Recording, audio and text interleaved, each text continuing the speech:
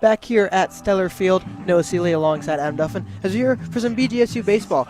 The Falcons take on the Tiffin Dragons. Adam, it's the second team the Falcons have faced at Stellar Field this season. They did take a series loss against the Bobcats. They won their first game 7-0 and then lost the Saturday and Sunday games with final scores of 8-5 and 7-3. What were your thoughts from those games? Yeah, I mean, it was a great atmosphere, that opening Friday game, you know, the new turf field that they've been working so hard on, a big thing for the university. And then just, you know, winning 7-0 against a MAC opponent is always a great accomplishment. Unfortunately, lost the next two games, but that's sometimes what happens. They're still getting into a groove early on, and you know, it's going to be a nice couple midweek matchups to try to get it back on track. Of course, so we will go over the starting lineups in a little bit as first pitch is coming out, and it is going to be in there for a strike. The starting pitcher for the Falcons is going to be the right-hander number 8, Micah Smith, sophomore. He's only had one appearance so far in the season, only pitched one inning, gave up one hit, and struck out 2, so his ERA is clean as of now, Adam.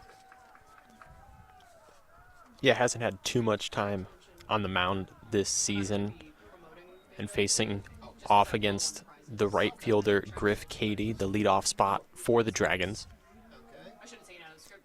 Smith now in the 0-2 count. Gets a throw into Cady, is going to be low. The catcher for the Falcons, Lance Vickers, stops that. No need to give too much effort for it. No one on the bases. When we get a break, we will give a chance to give the starting lineups for the Dragons and the fielding positions for the Falcons. The 1-2 pitch is going to be swung on and low. Vickers will tag out, and Smith starts off with a strikeout. All right, Adam, you want to go through the Tiffin Dragons starting lineup? Well, I already mentioned Griff Cady was leadoff. Now Dylan Rui, second in the lineup, the catcher for the Tiffin Dragons.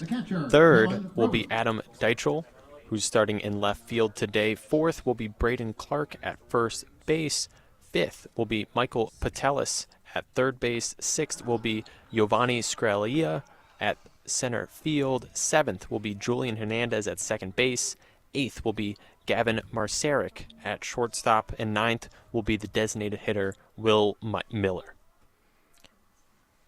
Smith already 2 pitches through the Rui at bat. 1 ball, 1 strike. A little bit quick into this one, Adam, but this is your second broadcast for baseball of the season. You broadcasted the Kent State game where they did pick up their only victory of that series, so looking for the same luck today. Micah Smith's third pitch of the at-bat is in there for a strike. Count moves to 1-2. And this is what you want out of your starter, not dancing around batters. Had an 0-2 start to the last at-bat, right now 1-2. Something that we did see in those Ohio Bobcat series as we had a couple of 0-2 counts that ended up being all the way down to 3-2. As Micah Smith catches Rui swinging for strike 3, Falcons get 2 quick outs to start this first inning. Yeah, just a really good job attacking these hitters, putting the pressure on them, and 2 strikeouts. They can't do much if they don't put it in play, and that's what Micah Smith has forced so far. As we mentioned before, Micah Smith only having 1 appearance on the season so far. That 1 inning had 1 hit, 2 strikeouts, only 1 wild pitch, so he's already had 1 wild pitch today, but that could be the end of it for him. So now up for the Dragons is going to be Adam Deschel. Adam, same name as you, very, very common name, I guess. That first pitch in there for a ball.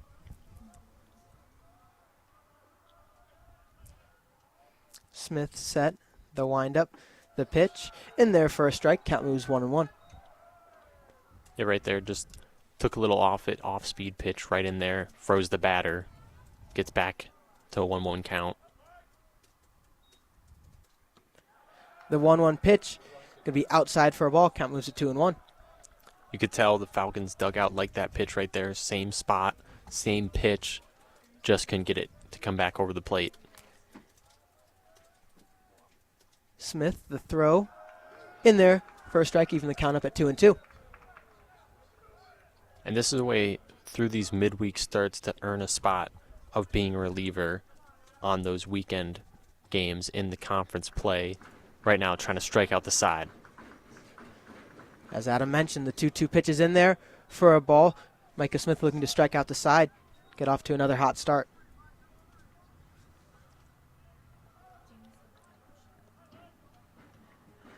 Deichel forces a count into full. So the 3-2 pitch from Micah is going to be high for a ball. Deichel will be the first base runner for the Tiffin Dragons. Haven't had a chance to talk about the fielding positions for the Falcons. So obviously the battery is Micah Smith and Lance Vickers getting his second start of the season. Or excuse me.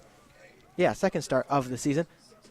Take a look around. Vinny Salvioni is at first base. Sam Seidel at second. Griffin Scheider at short. Anthony Mita at third. And then from left to right, Chase Chopin, Carter Motice, and Alex Laird left to right. As that ball is going to drop in front of Motice. And runners will advance for the Dragons. First and second, that hitter for the Dragons being Braden Clark. Didn't get a chance to talk about him quite yet, but clearly starting off early for the Dragons. Yeah, right there, Clark. Didn't have to do too much with that one. Just took it right up the middle and kind of floated over the infield. The third baseman, Michael Patelis. And we were talking about during Deichel's at-bat. Smith had 2 strikeouts. He was looking to go 1, 2, 3 in the inning and get that third strikeout. Unable to do that. Now have 2 runners on with 2 outs. Yeah, he got carried away in that at-bat, and now he's in trouble. The 0-0 pitch to Patelis is in there for a ball.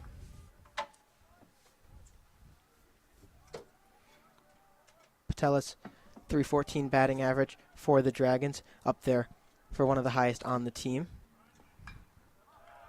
The 1-0 pitch actually was fouled off and nailed the light. One thing Tyler Kavlitz, the other baseball beat for Falcon Media Sports Network, said would be very interesting if it ever ends up happening. It already has happened here. So if we were doing a bingo board, Tyler, that would have already happened. Luckily, no one got hurt. It landed into the stands, but nobody was hurt. So the count will be 1-1. Smith's pitch in to Patelis is going to be a ball. It's always fun. We saw that a couple times when we did the road game against Kent State, where a couple players hit the light pole over there too. It does happen more than you'd think, but it's very interesting when it does. The 2-1 pitch by Smith, singled out into right field. Laird gets under it, trying to make the throw in. Throw's not going to be in time for home. So Deichel scores. Clark moves to third, and Patelis puts the Dragons on the board first. And this inning has just unraveled for Smith right now. He was almost going to strike out the side, had a 2-2 count against Deichel, and then ends up walking, allowing more of a bloop single, and then that ball just smoked down towards the right field line. The center fielder, Giovanni Scrilia. Center fielder Giovanni Scrilia is going to be up to bat here as the Dragons start off early 1-0 against the Falcons. Runners on the corners here. Smith's first pitch in is going to be high for a ball. It seems right now his fastball, he just doesn't have much control with it. The off speed is where he was getting most of his strikes before, as it just keeps going high. The 1-0 pitch by Smith, swung on and missed by Scrilia. Right when I mentioned the fastballs, he just threw one right down the middle, right by him. Count moves to 1-1. Runners on the corners for the Dragons. The pitch by Smith is going to be swung on and fouled back. Count will move to 1-2. Did look like it either bounced off of Vickers or home plate umpire Corey Borgen. Along with that, first base umpire Corey Ray and third base umpire Edward Hudson. Either way, count will move to 1-2. 2 outs here for the Falcons.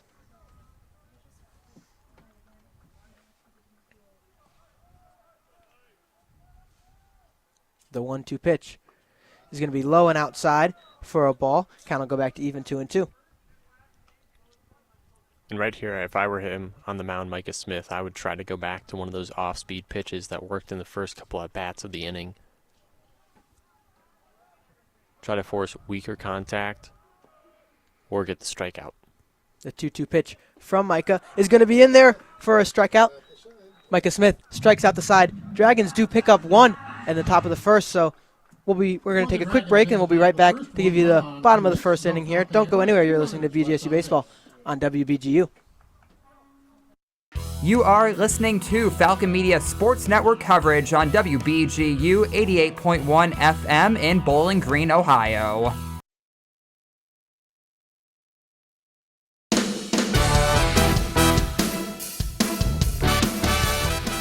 Falcon Media Sports Network now has a pregame, halftime, and postgame show for every BGSU men's and women's basketball broadcast, starting 25 minutes before each game. Make sure to tune in to hear insights and knowledge from Falcon Media Sports Network analysts. You can listen to every broadcast on WBGU 88.1 FM or Falcon Radio, also streaming on bgfalconmedia.com.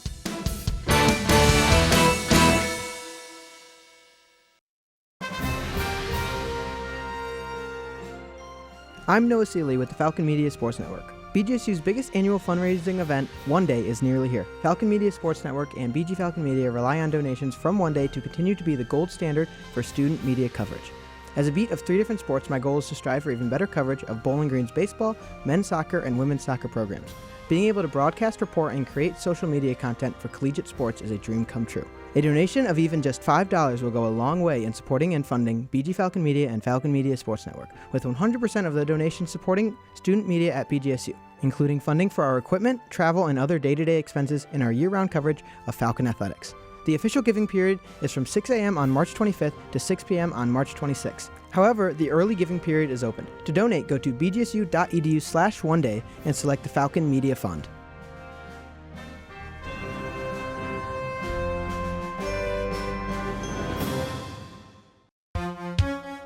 Tyler Kavelitz, Noah Seeley, and the Falcon Media Sports Network crew covering the Falcon baseball team all season long. Back here at Stellar Field, Tiffin Dragons lead the Falcons 1-0. Noah Seeley alongside Adam Duffin. We're here in the bottom of the first inning, so we're going to go over the batting order for the Falcons and get a chance to do that before the game. So leading off, we're going to have shortstop number 18, Griffin Scheiderer. At the 2, we're going to have Sam Seidel, the second baseman, number 21. In the 3-hole, we're going to have number 23, first baseman Vinny Salvioni. In the cleanup, we're going to have third baseman number 40, Anthony Mita. In the 5th spot, we're going to have designated hitter number 34, Zach Horkey. In the 6th, we're going to have catcher number 29, Lance Vickers. At 7, we're going to have center fielder number 17, Carter Motais. Number 8, we're going to have left fielder number 4, Chase Chopin. And rounding out the order, we have Alex Laird, right fielder number 16. The first pitch by Hayden Bush is going to be in there for a ball. And Hayden Bush has definitely had an interesting season.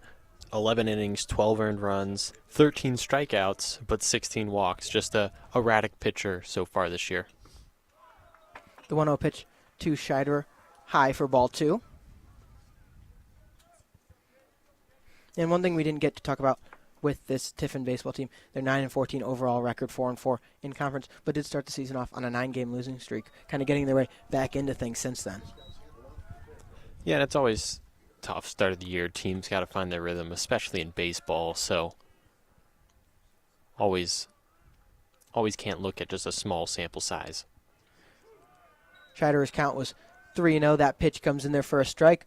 Count moved to 3-1. Bush doing the opposite of Smith. Smith started off with 3 straight strikes. And Bush will walk his first batter where Smith had a strikeout to start. So Falcons will start off with Scheiderer on first base and bringing up Sam Seidel. Like I mentioned, Bush almost 1.5 walks per inning, so it is expected for him to maybe have some control issues at times, and if the batters aren't going to help him out at swinging outside the zone, it can get ugly.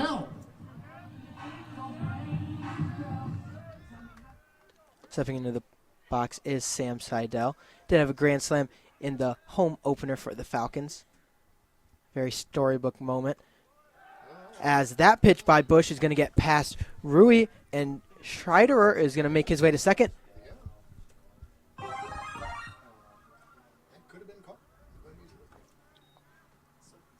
So Seidel will get back into the box on a 1-0 count with a runner in scoring position. Yeah, just heady base running. Seeing the catcher wasn't able to corral it, and ball went all the way to the backstop.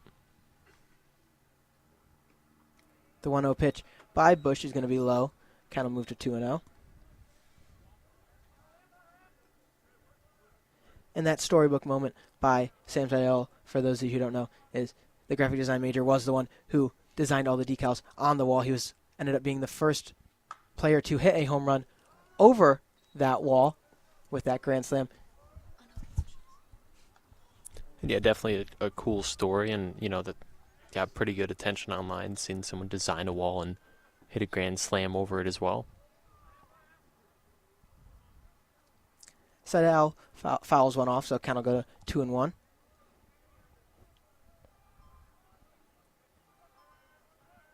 Bush set. The 2-1 pitch to Seidel. Outside, and another pass ball. Scheider is going to round third, thinking about going home, and he's going to stay there at third. So Scheider makes it to third with no need to even really run because it was 2 pass balls. Yeah, 2 pass balls that went bouncing, flying around over to the backstop. Just not the start you want if you were Hayden Bush. The one where he went to second was a pass ball. The one when he went to third is a wild pitch.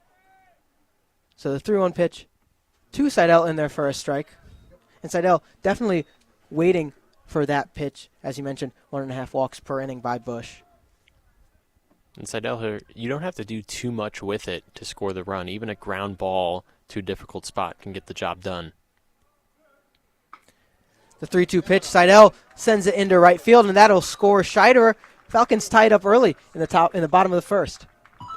Just an excellent job there. Nice short swing. Like I said, not trying to swing for a home run there. Just get it into play. Lofted it over the second baseman of Julian Hernandez and picks up an RBI. Now it's 1-1, but there's no outs. Yeah, big difference from what happened for the Dragons. Micah Smith struck out the first 2 batters for Tiffin, and then they had 3 straight hits, pushed them into scoring a run. Salvioni will step into the box with Seidel at first. That first pitch in there by Bush, in there for a strike. Kind of moved to 0-1. And now once again, too, Seidel, after getting on base, he can move around the bases, too, if pitches get away from Hayden Bush. The 0-1 pitch. Low and a ball. Count will move to 1-1. And there, it looked like he took a little more off that pitch right there, and it still wasn't enough to get into the strike zone. Bush set. He's going to throw her to first, keeping Seidel on his toes. Definitely someone you should keep a close eye on over there at first base, as you mentioned. Definitely likes to get moving on those base paths. So Bush will try again on the 1-1 pitch in to Salvioni. A little bit high, but will be called a strike. Count will move to 1-2. And one thing that we didn't get a chance to do is talk about the defensive alignment for the Dragons. So obviously the battery, Bush and Rui. From first to third, Clark, Hernandez, Marcieri, and Patelis. As we're about to have the 1-2 pitch, and we actually won't. It'll be thrown right back over to Seidel. Very similar to what happened with the Bobcats. And then looking at the outfield from left to right, we have Deichel, Scalia, and Katie. Some very interesting names here, Adam, for the Dragons. As the 1-2 pitch, Seidel's off, and it gets past the second baseman, Hernandez. Salvioni sends it right up the middle. Seidel's going to make his way to third. Salvioni into second, as Hernandez seems to be a little bit shaken up there. Yeah, right there, Seidel was stealing. The ball got hit. It was kind of an awkward, spinny hit there towards second, and Hernandez and Seidel collided pretty hard there. I'm shocked Seidel got up that fast, and hopefully he's okay. Yeah, definitely a very interesting play to dissect. Like you mentioned, Seidel was stealing, so it looked like Hernandez was also trying to get ready to cover the base, and then ball came out from Salvioni. It was right up the middle, so he tried to make an attempt to dive at it. Couldn't get there. Seidel and him must have hit each other, and I don't know what part of the body, but Hernandez does look to be up. And yeah, I don't think that's interference on either player. Hernandez trying to go for the ball, but Seidel was running directly to second base. He basically landed on it after the collision, so Hernandez seems to be okay, and the Falcons second and third, no outs, trying to really get a first inning rally going. Will be ruled a double for Salvioni up the middle.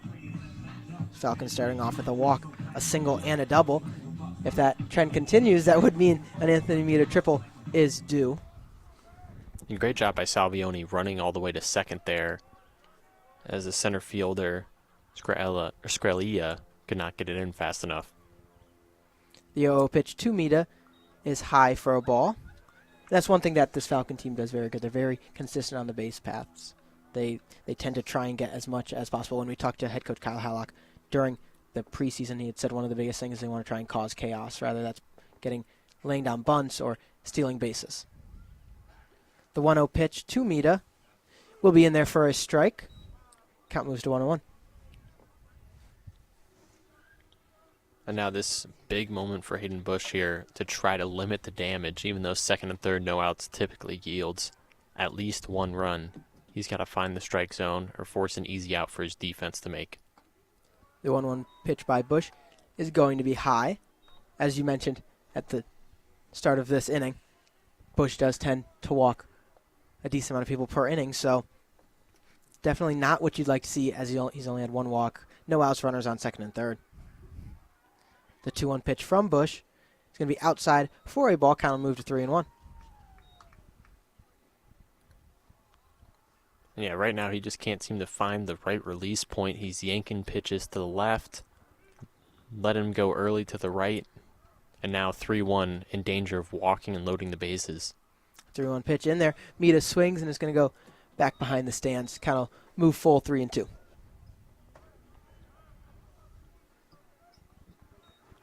Once again, 3-2, you don't need to do much here. Same thing that Seidel did in his at-bat. That's led him to get the third. Just short, compact swing and get that ball somewhere to where your runner can score from third. 3-2 pitch from Bush. Catches Mita swinging. That'll be the first out of the inning for the Falcons. Good job attacking inside there. Really tough for Mita to get that ball elevated in any way unless he predicts it being inside and times it up right on his swing. So good job there. Zach Corky, the designated hitter, steps into the box for the Falcons. Runners on second and third. The 0-0 pitch. It'll be high and a ball. He actually is going to say that Horky did go around on the swing. It was definitely close, to say the least, but home plate umpire Corey Borgen is going to go with strike. The 0-1 pitch is going to be down in the dirt. Count will move to 1-1. Yeah, that check swing, I think they did end up appealing at a point there, but tough one to make the call on. Bush comes set. The 1-1 pitch to Horky. It's going to be swung on and fouled back. Looks like it's getting close to the stands. Going to drop right behind the Dragon dugout.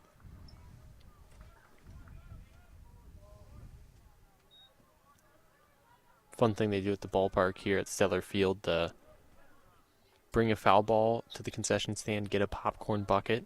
It's definitely a good deal. Popcorn being $5 definitely is a good deal to get that for free just for grabbing a baseball. As the next pitch by Bush is going to be swung on and fouled backwards. Count will stay 1-2. And I mentioned that two kids immediately ran for that last foul ball. It's a win-win for both parties there, Adam. Hopefully we catch one of them. I would love to. The 1-2 pitch by Bush is going to be fouled just left of the third baseman. Like one of the foul balls could go slightly over the net here and kind of die down if someone gets a bit of a weird off-speed pitch. One of my biggest goals would be to catch one while I'm broadcasting. I don't think that'll ever happen, Adam, but I'll quickly open up the window if it comes our way.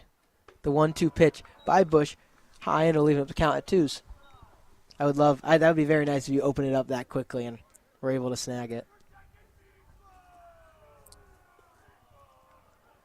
Bush will come set with the 2-2 pitch to Horky. Horky doesn't swing. Low. It'll go to full count 3-2.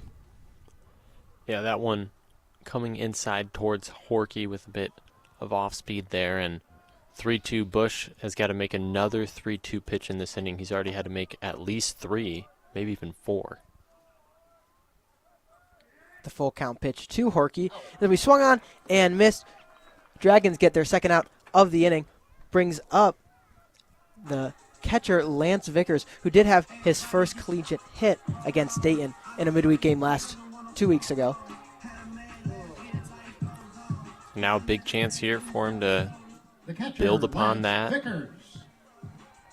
as this, is something where you want to get more runs for sure out of it.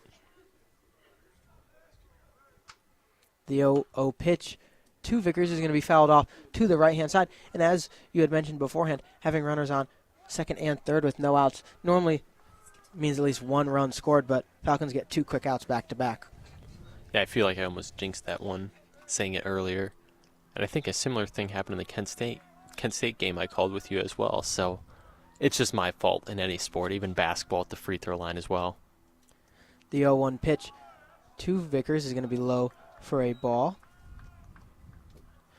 One thing that is new here, SID Kyle Edmond did add in press box rules and guidelines. So a couple of things we can't do, and I feel like that might have fallen under don't talk about it.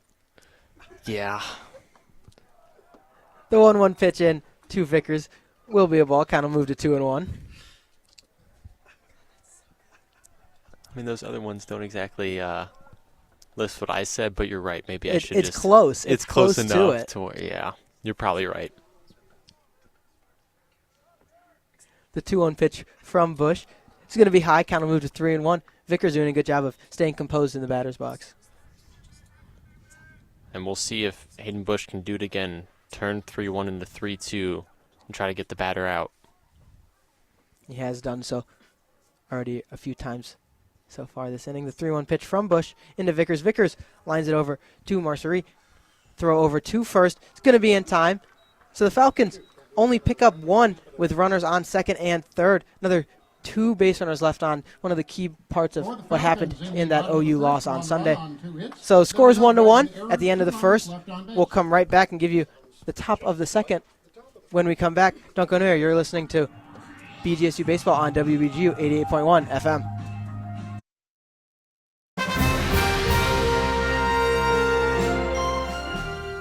I'm Holden Rook from the Falcon Media Sports Network. BGSU's biggest annual fundraising event, One Day, is nearly here. Falcon Media Sports Network and BG Falcon Media rely on donations from One Day to continue to be the gold standard for student media coverage. My own experience of hosting our weekly radio show, as well as our group's ability as an organization to capture so many moments and stories, would not be possible without your support on One Day. Any donation, even just $5, will go a long way in supporting and funding BG Falcon Media and Falcon Media Sports Network, with 100% of the donations supporting student media at BGSU, including funding for our equipment, travel, and other day-to-day expenses in our year-round coverage of Falcon athletics. The official giving period is from 6 a.m. on March 25th to 6 p.m. on March 26th. However, the early giving period is already open. To donate, go to bgsu.edu/oneday and select the Falcon Media Fund. IZIG.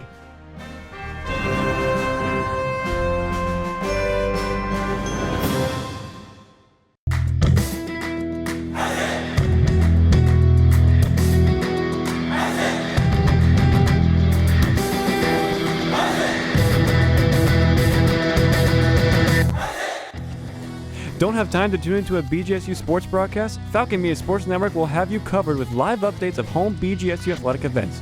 To follow along, head over to @BG_FMSN on Twitter X.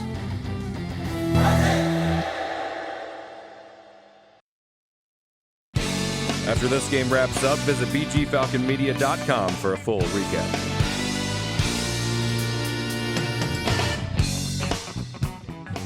One top of the second inning here at Stellar Field. Noah Seeley alongside Adam Duffin. Adam, one thing that the Falcons did struggle with in that Sunday matchup versus OU, they left 15 runners on base, which really dimmed their chances of winning. First inning, they already leave 2 on. As the 0-0 pitch from Smith is going to be dropped into left field. That is going to be by number 3, Julian Hernandez. Didn't even get a chance to talk about Hernandez, but gets a leadoff single in the top of the second inning. First pitch. Yeah, Hernandez, he was involved in that collision with Sam Seidel at second in the bottom of the first when the Falcons were batting, and then here immediately gets it going for the Dragons offense. First pitch. Yeah, first pitch and a lot different than the first at-bat in the top of the first inning, ended with a strikeout by Griffin Cady.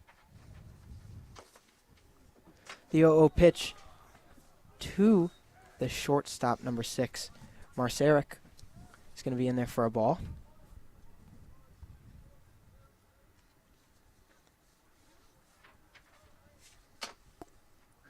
Smith winds up. He delivers.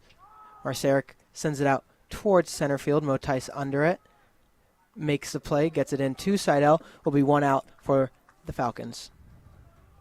And something we didn't mention about Julian Hernandez. He's from Medina, Ohio, right near where you're from, Noah. Yes, yes. A couple different Medina players on this Tiffin squad. Yes, there are a few on this different squad. A few that I have actually played with. It's very interesting when you have that happen. Now that we're in our broadcasting days, they're in their playing days.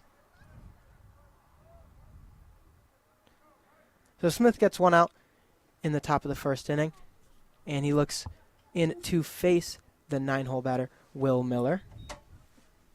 But before that, he'll throw on over to Salvioni at first base, trying to keep Hernandez as still as possible over there. So the first pitch of the at-bat to Miller is going to be in there and fouled back towards the Dragon dugout.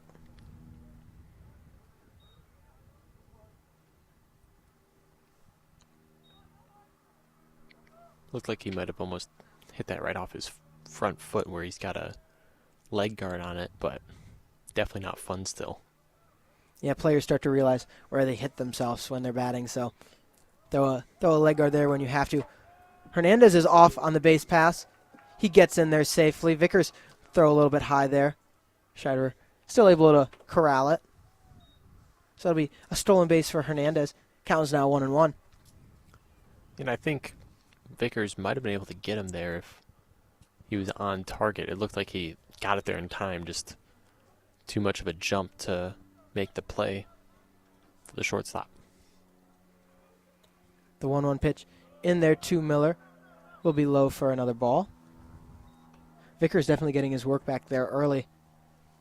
Smith having a couple low pitches in the dirt. As we mentioned, he did have 1 wild pitch in his first outing.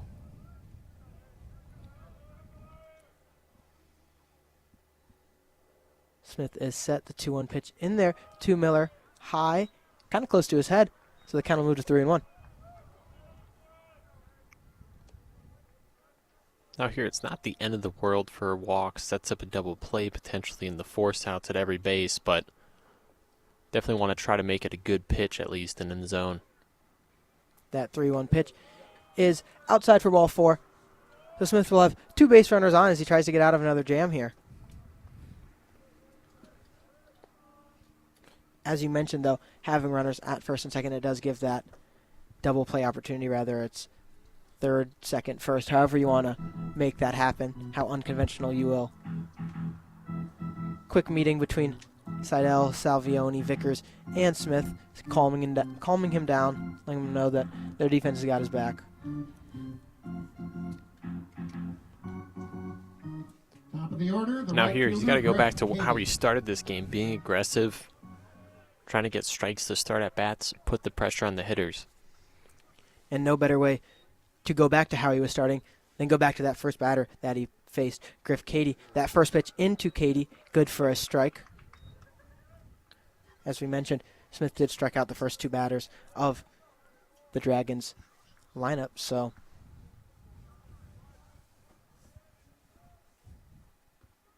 the 0-1 pitch in there to Katie, gets in there for another strike. Count will go to 0-2. Very similar to that first at-bat for Katie. Count goes down 0-2 quickly. Yeah, they're just able to drop a off-speed pitch right in there on the inner part of the plate. Really tough one for a hitter to hit on. The 0-2 pitch catches him swinging. Foul ball, I guess. It definitely looked like that was strike 3. Didn't know that he got a piece of it. So the count will stay 0-2. Yeah, it looked pretty close. Maybe just nicked the ball there a little bit. So Smith will try again on the 0-2 pitch. Runners are gone. Ball's in the dirt. Vickers is able to corral it before anyone moves any farther. But both Hernandez and Miller will make their way to third and second, respectively. Yeah, but maybe Smith thinking about the runners a little bit too much in his head there and just had to go short of the plate and spiked way up in the air. That was almost the level of the net behind the plate there, so no chance for Vickers to make a throw to third or second. Count will be 1-2 here. Smith's pitch in there. Flung over to Scheider. Scheider is going to make the throw over to Salvioni, but not before Julian Hernandez gets home for the Dragons. So the Dragons will take a 2-1 lead.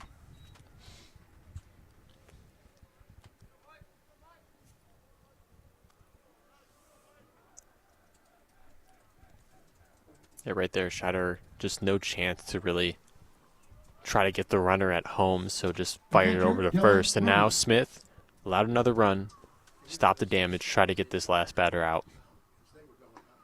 And that first pitch in there to Rui, a strike. Again, eerily similar to what happened in that first inning. Got Dylan Rui struck out 1-2-3 pitches. So Smith will come set with the 0-1 pitch in there to Rui. Outside for a ball. Count will move to 1-1.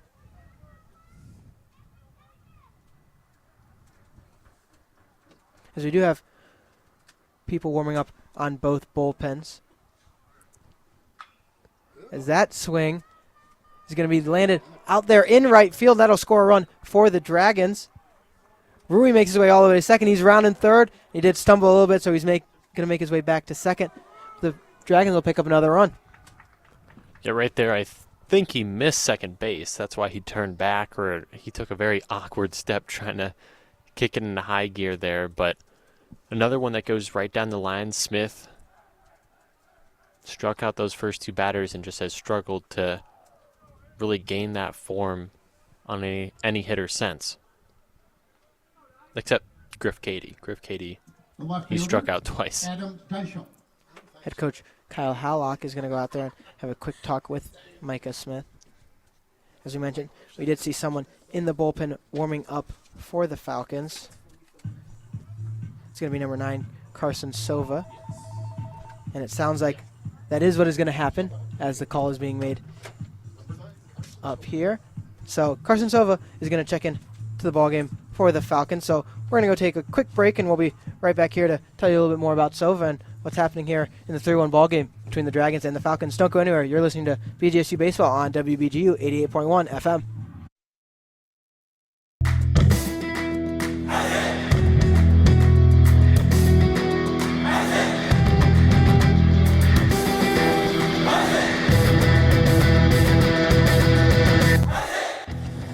Don't have time to tune into a BGSU sports broadcast? Falcon Media Sports Network will have you covered with live updates of home BGSU athletic events.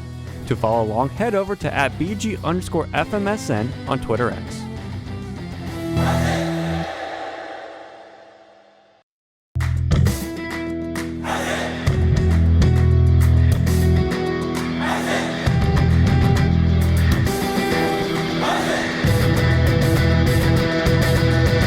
Falcon Media Sports Network produces weekly short-form and long-form social media pieces for in-season sports all year long. Make sure to check out @BG_FMSN on Twitter/X and @BG Falcon Media on Instagram and Facebook to view the content.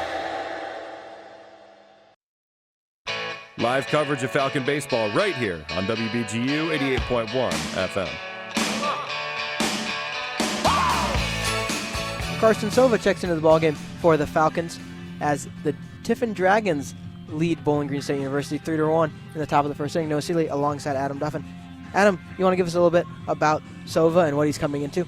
Yeah, Carson Sova, a big righty pitcher coming in at 6'10", 230 pounds, currently in his sophomore season. Last year, 17 games, 12 starts. Meanwhile, this season, 15 innings, 9.6 ERA. He's made 6 appearances, 3 of those being starts, and he has an 0-2 record right now. 19 strikeouts to 14 walks and 21 hits. So I'd say it's very similar to Hayden Bush on the mound for Tiffin, where he'll get you some strikeouts, he'll walk a lot of batters, and you just got to hope he's on one of his good days with his control. The 0-0 pitch from Sova will be low and away for a ball. And obviously, one thing that Sova was the Saturday starter to start off the season for all the non-conference matchups, and then came into MAC play, and Nate Kress kind of took over that role. So Sova's still trying to find where he fits in best for this Falcon team, as that pitch in there for a strike. And if you can throw pitches like that with the extension of just those arms that he has to almost make it appear faster with how he releases it a little later and closer to the plate. The 1-1 pitch in there. Going to be low for a ball. It is one thing that I'm sure head coach Kyle Hallock had seen out of Sova last year as he kind of came into one of those starter roles when they got to MAC play. It's something that you're seeing now with Jackson Miller on Sundays for the Falcons. The 2-1 pitch from Sova is in there for a strike. Kind of moved to 2-2 on Deichel. Yeah, and Sova last year, he had a big role in this team, 53 and 2/3 innings. That was second on the team, so definitely something that Coach Hallock, someone that he trusts on the team. 2-2 pitch in there, catches Deichel swinging and missing. So Sova comes in, gets the one out needed for the Falcons. Tiffin does score 2 runs in the top of the second inning, so the score will be 3-1, and we'll come back for the bottom of the second inning to see if the Falcons can show a little bit of fight. Don't go anywhere. You're listening to BGSU Baseball on WBGU 88.1 FM. BGSU's biggest annual fundraising event, One Day, is nearly here. Falcon Media Sports Network and BG Falcon Media rely on donations from One Day to continue to be the gold standard for student media coverage. Last year, Falcon Media Sports Network created 1,850 total pieces of content for all 18 BGSU sports, produced over 220 broadcasts, over 150 highlight videos and press conferences, over 300 social media pieces, nearly 60 feature stories, and over 50 trips to 11 states, covering 27,000 miles traveled, and we have only increased all those numbers this year. Any donation, even just $5, will go a long way in supporting and funding BG Falcon Media and Falcon Media Sports Network, with 100% of the donations supporting student media at BGSU, including funding for our equipment, travel, and other day-to-day expenses, and our year-round coverage of BGSU athletics. The official giving period is from 6 a.m. on March 25th to 6 p.m. on March 26th. However, the early giving period is open. To donate, go to bgsu.edu/One Day and select the Falcon Media Fund.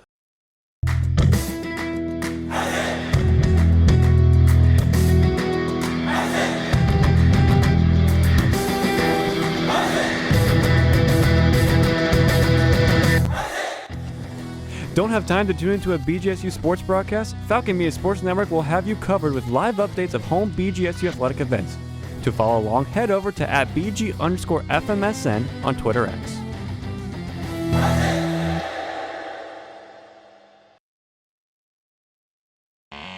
Get live updates on X at BG_FMSN.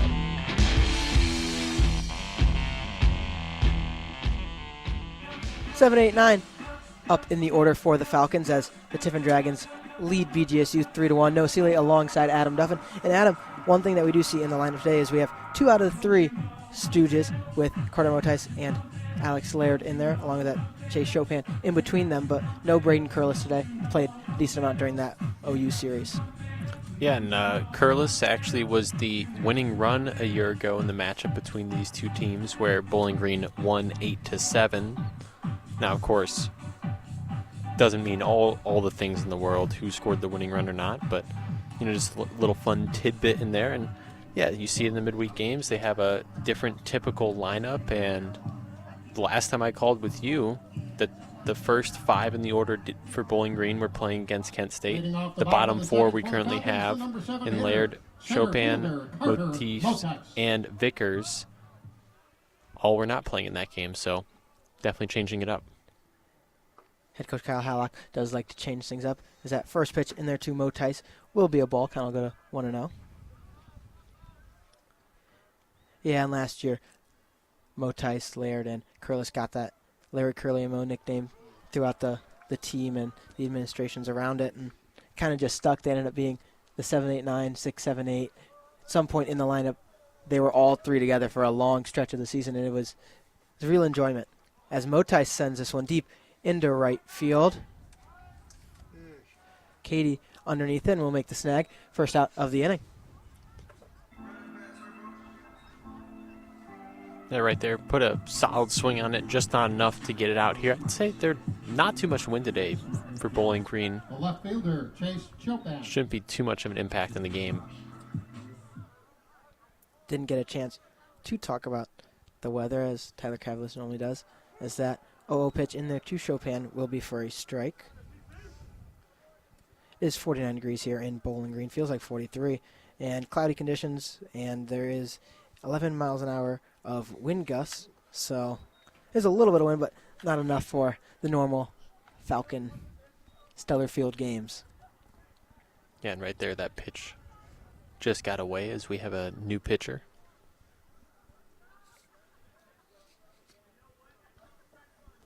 Yes, we do. That one is going to roll foul for Chopin. Number 44, Dylan Kaiser, is going to come into the game for the Dragons. He was warming up a little bit, so that first out will be recorded to him. Yeah, you almost forget about it at times with these midweek matchups, all the pitcher changes, and Tiffin decided to make one after the first inning.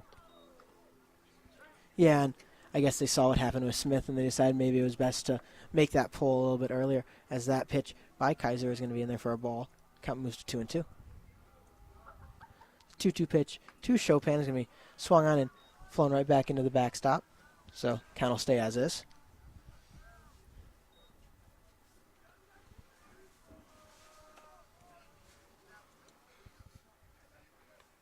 The 2-2 pitch from Kaiser is going to be low and away. Kind of move to full. You know, one thing that is a little bit interesting from the Falcons standpoint is you do have 5 games this week. We have this game at home, Findlay tomorrow, and then 3 games against Northern Illinois. So definitely not very happy to use all your pitchers in these first 2 non-conference games.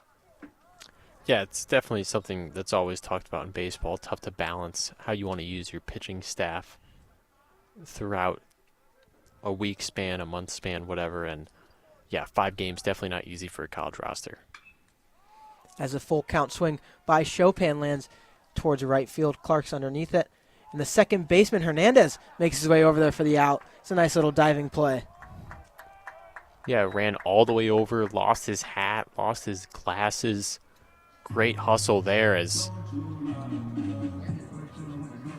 Braden Clark, the first baseman, was kind of looking for help, kind of overran it a bit, and Hernandez just came flying in for a pretty great catch.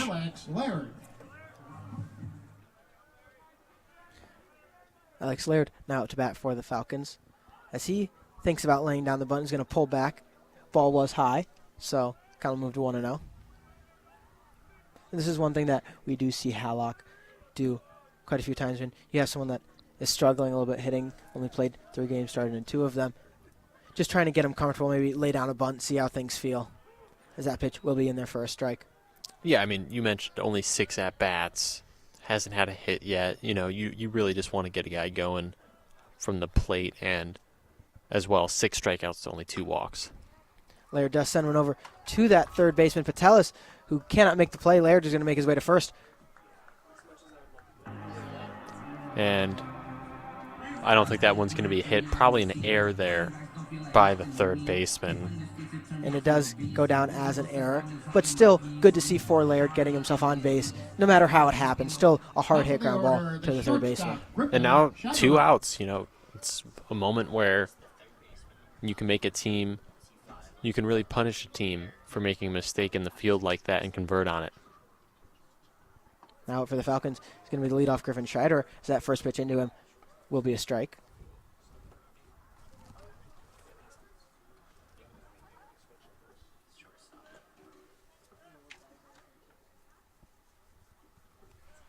The 0-1 pitch by Kaiser.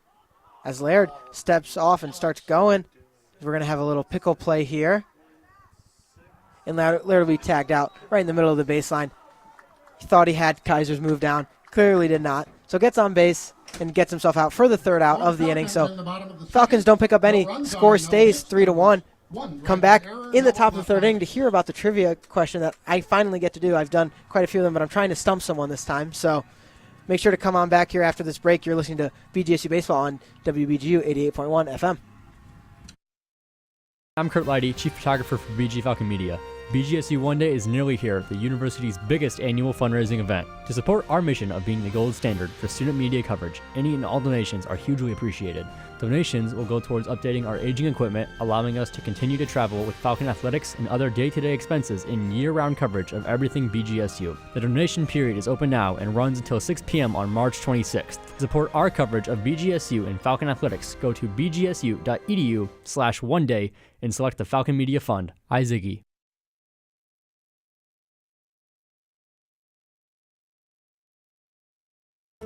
You're listening to Falcon baseball coverage on WBGU 88.1 FM. Top of the third inning here. And Adam, you know what that means at Stellarfield. It means it's time for a trivia question. I propose a trivia question. We have everyone who wants to answer it gets a chance to. And no one has gotten mine wrong yet, so I want to see if I can maybe stump someone this time. My question is, who is the only major leaguer to hit a grand slam both right-handed and left-handed in the same game? The possible options are A, Mickey Mantle, B, Chipper Jones, C, Jose Ramirez, or D, Bill Mueller. Your first thoughts? I know Jose Ramirez has hit one in the same game from different sides, but not a grand slam in the same game. And then Mickey Mantle and Chipper Jones. Those are the two in between. Who was the last option? Bill Mueller. Yeah, I feel like it's more of a Chipper Jones. That's my initial thought. I'll give a final one for the fifth inning. Yeah, you have until the fifth inning. Tyler Kavlitz behind me. Any thoughts so far? You're going to have to think on that one. Okay, so Tyler's going to think about that. Same thing with Coyle. Do we have a guess from Kyle Edmonds over there? Nothing so far. We'll have Tyler give him it. And we'll see just a little bit later what the answer to that is. As Sova strikes out one early to start the inning, going to be number 14, Braden Clark. The trivia always takes a little bit longer, and you always miss the first at-bat there. Yeah, that one's a tricky one to think of. Because I remember searching up when Jose Ramirez did it last, but I don't know. I know they both weren't grand slams. Or maybe they were, and you just are thinking incorrectly. The 0-0 pitch in there to Patelis will be a ball. You're just trying to make me think it's Jose, but I know it's not Jose. Maybe. Maybe I am, maybe I'm not. As Patelis sends one over to Seidel. Seidel, quick little scoop over to Salvioni for the second out of the inning. Yeah, this is a good job by Sova. Putting the ball in the zone, letting batters make contact, and just relying on your defense behind you. Seidel able to easily make that play with all the experience he has. And we've seen fantastic outings out of Sova. It happened a lot of times last year. So he's just trying to get back into that mode of, I can do this, I can get outs, and it's a good time to do it in a non-conference midweek game. That first pitch in there by Sova for a ball. Next one in there also for a ball. And Sova as well, yeah, he has that starting experience, has started some games this year. But even if he doesn't work back into maybe a weekend role as a starter, it would be important for him to come out of the bullpen as well and be great. As Skrelia sends one over to Mita, doesn't get it in time over to Salvioni. So the Dragons will get a base runner after getting 2 quick outs. Yeah, right there, the ball chopped a little bit towards third. And Mita was not able to toss it over to Salvioni exactly in time, had a couple hops to it, but still a good job. That ball, ground ball in the infield, Sova can't be too mad at the result. Yeah, and you got to trust your defense will be able to make those plays. It was a little bit of a tough one there. Will count as a hit as Sova throws on over there, trying to keep Skrelia close to the bag. And Skrelia does have a few stolen bases, has 4 on 5 attempts, so the 0-0 pitch in there to Hernandez for a ball.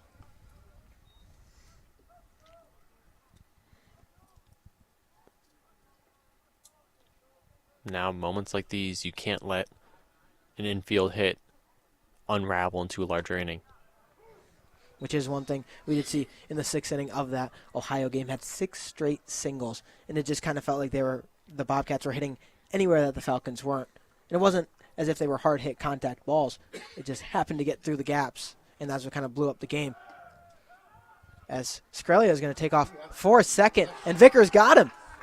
Vickers gets himself a throw out from catcher, and Dragons can't capitalize on their one single of the inning, so still do have a 3-1 lead here in the top of the first inning. When we come back, we'll see if the Falcons can put anything up in the bottom of the first. Don't go in there. You're listening to BGSU Baseball on WBGU 88.1 FM. I'm Henry Costco from the Falcon Media Sports Network. BGSU's biggest annual fundraising event, One Day, is nearly here. Falcon Media Sports Network and BG Falcon Media rely on donations from One Day to continue to be the gold standard for student media coverage. As a videographer, Falcon Media allows me to gain experience shooting sports and other live events in a professional environment where I can learn what it means to use multimedia production as an outlet for passionate and creative results. Any donation, even just $5, will go a long way in supporting and funding BG Falcon Media and Falcon Media Sports Network. With 100% of the donations supporting student media at BGSU, including funding for our equipment, travel, and other day-to-day expenses in our year-round coverage of Falcon athletics. The official giving period is from 6 a.m. on March 25th to 6 p.m. on March 26th. However, the early giving period is open. To donate, go to bgsu.edu/oneday and select the Falcon Media Fund. I zig.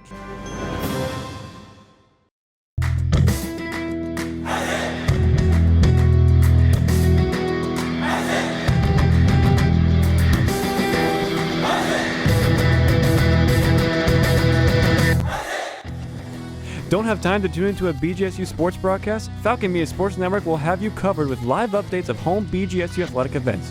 To follow along, head over to @BG_FMSN on Twitter X.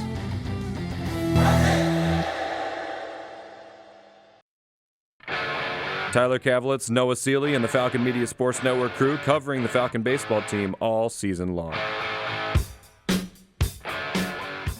Bottom of the third inning here at Stellar Field. Noah Seeley alongside Adam Duffin. Tiffin Dragons lead the Falcons 3-1. Adam, what do you think the Falcons need to do to limit their chances of leaving runners on, which they've done against OU and now have done twice against the Dragons? Yeah, really just not try to do too much with the ball. I mean, a couple times they've gone out now where they've just hit pop-ups in foul territory, and Tiffin's been able to make those plays. Even the one time where Julian Hernandez had to make a diving play, losing his hat and his shades. But, yeah, just try to put together some base hits. They don't need to be extra base hits, just base hits. Try to create chaos on the base paths, and the rest will take care of itself. The Falcons will look to do that. Like you said, causing trouble on the base pass. I've already mentioned this once in the broadcast, but head coach Kyle Halleck had talked about causing chaos. No matter how that would go, definitely could see a lot of that here if they want to try and get back into this ballgame. Stepping into the box is Griffin Schreider. Schreider walked his first at-bat of this game, ended up scoring, being the only run for the Falcons so far. Griffin Schreider.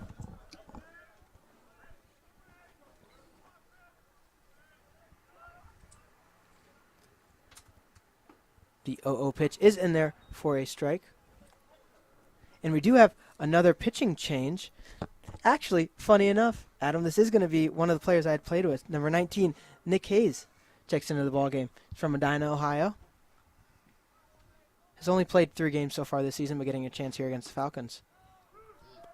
That second pitch in there for a strike by Hayes.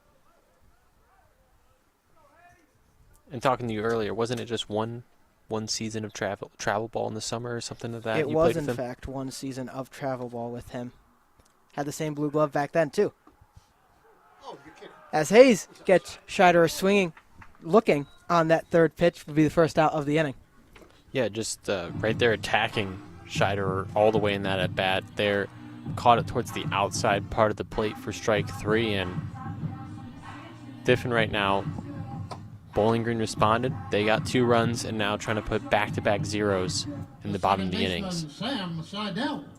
Hayes picks up the backwards K on Schreider. We'll bring up Sam Seidel. Seidel had a single in that first inning. He was one of the 2 runners that were left on base. He was left on third. The 0-0 pitch from Hayes will be in there for a strike.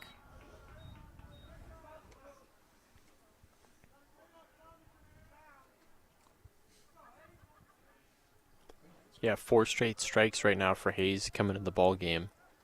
Not making it easy for Bowling Green. The 0-1 pitch by Hayes was be low. Seidel thought A little bit about swing, held back. Just enough time. Tiffin did want a quick review, so sent it on down to third base umpire Hudson. Said Seidel did not swing. So the count moves to 1-1. First ball by Hayes.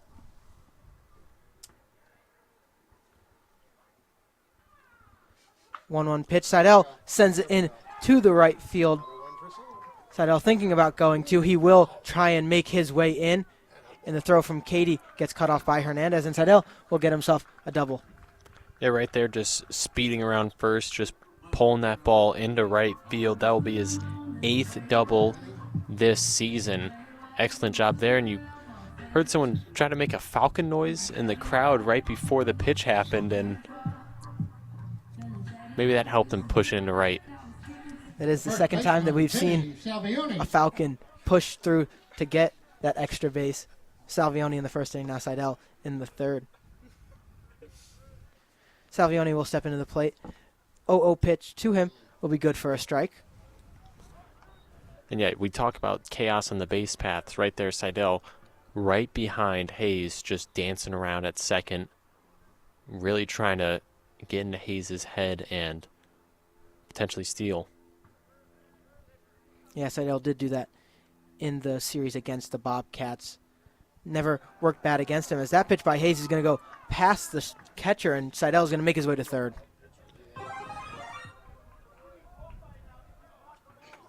Rui gets another pass ball passed.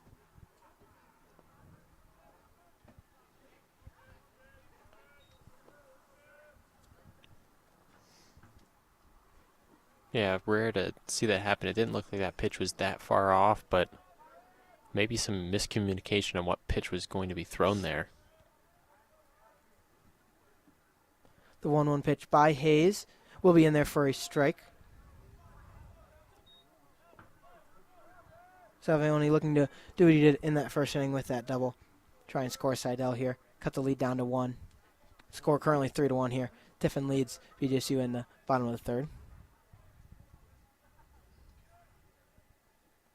The 1-2 pitch in there by Hayes. Be low outside for a ball. Kind of moved to even at 2-2. Yeah, and right here, another one of those pitches, if he just pulls it too much and gets away, Seidel, very fast, could easily run towards home.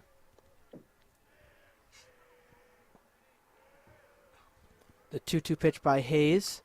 It's going to be swung on by Salvioni. Heads over to the Falcon dugout, so the count will stay as is.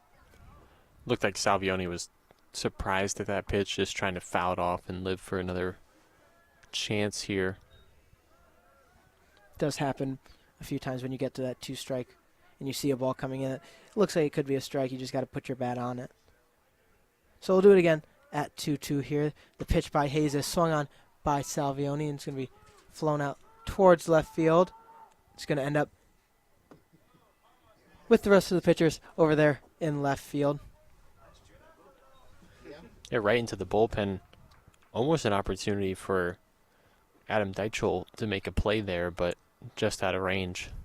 And obviously, with the renovations to Stellar Field, the pitchers do have their own spot to stay now. They're not on the field, so last year that could have been considered an out, but this year it won't happen. Wasn't enough room for Deitchel out there.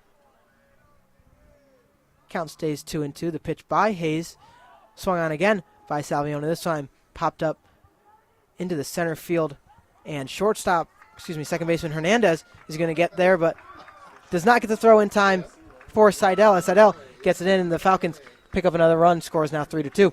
Yeah, very unique sacrifice fly. The defense was playing in, trying to prevent that run, and the ball was hit high, but the center fielder was not able to run all the way in on it.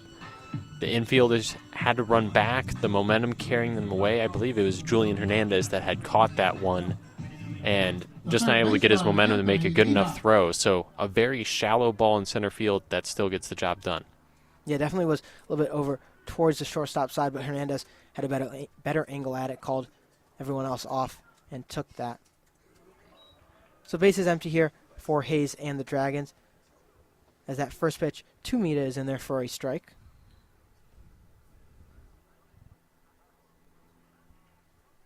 Hayes doing a good job, as you mentioned. First 5 pitches were strikes, and then comes out there, gives up that Seidel double. But staying confident out there as That pitch will be in there for a ball. Count moves to 1-1. Yeah, that one just low, but a good one to, make the batter think about it for a second if that really was in the zone or not. And Mita, one of the few players in the team to start in every game so far this season. The 1-1 pitch by Hayes in there for a ball, a little bit high. So count will move to 2-1. Yeah, as you mentioned, Mita has slowly became one of the staples of this team, obviously being a transfer to this team this year, but already making an impact. The 2-1 pitch from Hayes to Mita. Mita swings on it, sends it over to first base. Clark flips it over to Hayes, and that'll be the third out of the inning. Hayes comes in, gets it done, Medina native, and Falcons do pick up a run. Seidel scores. The score is 3-2 as we head into the top of the fourth, where we'll give a little bit of history of baseball on this day. Don't go anywhere. You're listening to BGSU Baseball on WBGU 88.1 FM. The Dragons 3, the Falcons 2.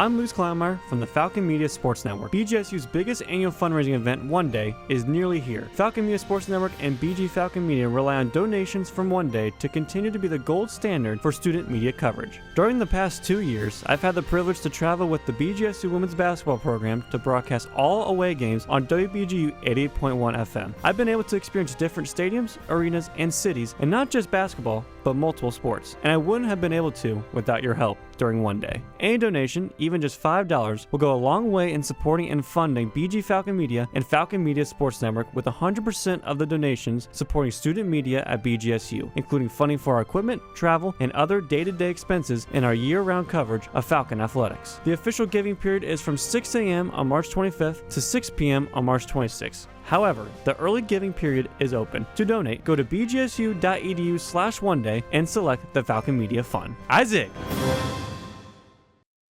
You are listening to Falcon Media Sports Network coverage on WBGU 88.1 FM in Bowling Green, Ohio. This is Falcon Media Sports Network coverage of BG Baseball on WBGU 88.1 FM. We're getting here at Starler Field, and you know what time it is now, Adam Duffin. It is on this day in baseball history, as the first pitch by Silva is going to be a bunt laid down by Hernandez, going to be rolled foul towards third. So, a couple of things on this day in baseball history. In 1889, the minor league season opens with the California League in San Francisco and Stockton. This year's new rules included the first legal substitution rule and the reduction of balls for a walk from 5 to 4. The substitution rule, which allows a team to designate one man to be put into the game at the captain's discretion at the end of any inning, obviously will be modified at some point. So, and then in 1961, the New York State Senate approves a $55 million funding for a new stadium to be built in Flushing Meadows Park in Queens, New York. The park will be called Shea Stadium. After playing their first 2 seasons in the Polo Grounds, the Mets will be moved to Shea in 1964 and will play there until 2008. As Hernandez's ball is back and gone. Hernandez picks up his home run on Sova. Tiffin Dragons now lead 4-2. Yeah, Hernandez just had to interrupt your this day in baseball history for his second homer of the year, as that one was blasted into left field. Well, on this day in baseball history for the Tiffin Dragons, they can now say that in 2026 they hit their first home run at the newly renovated Stellar Field. Very niche Yeah. baseball trivia there for the Tiffin Dragon community. Going back to this day in baseball trivia and baseball history, in 2001, Tyler Kravitz had to make sure I added this in there. Randy Johnson did hit a bird while he was pitching. It's very iconic. So felt like that was needed to be in there. And then finally in 2020, Japanese Prime Minister makes an inevitable announcement that the 2020 Olympics, scheduled to be held in Tokyo in July, will be postponed a year due to the coronavirus pandemic. Obviously, this is only the third time that had happened. 2 world wars had forced it before.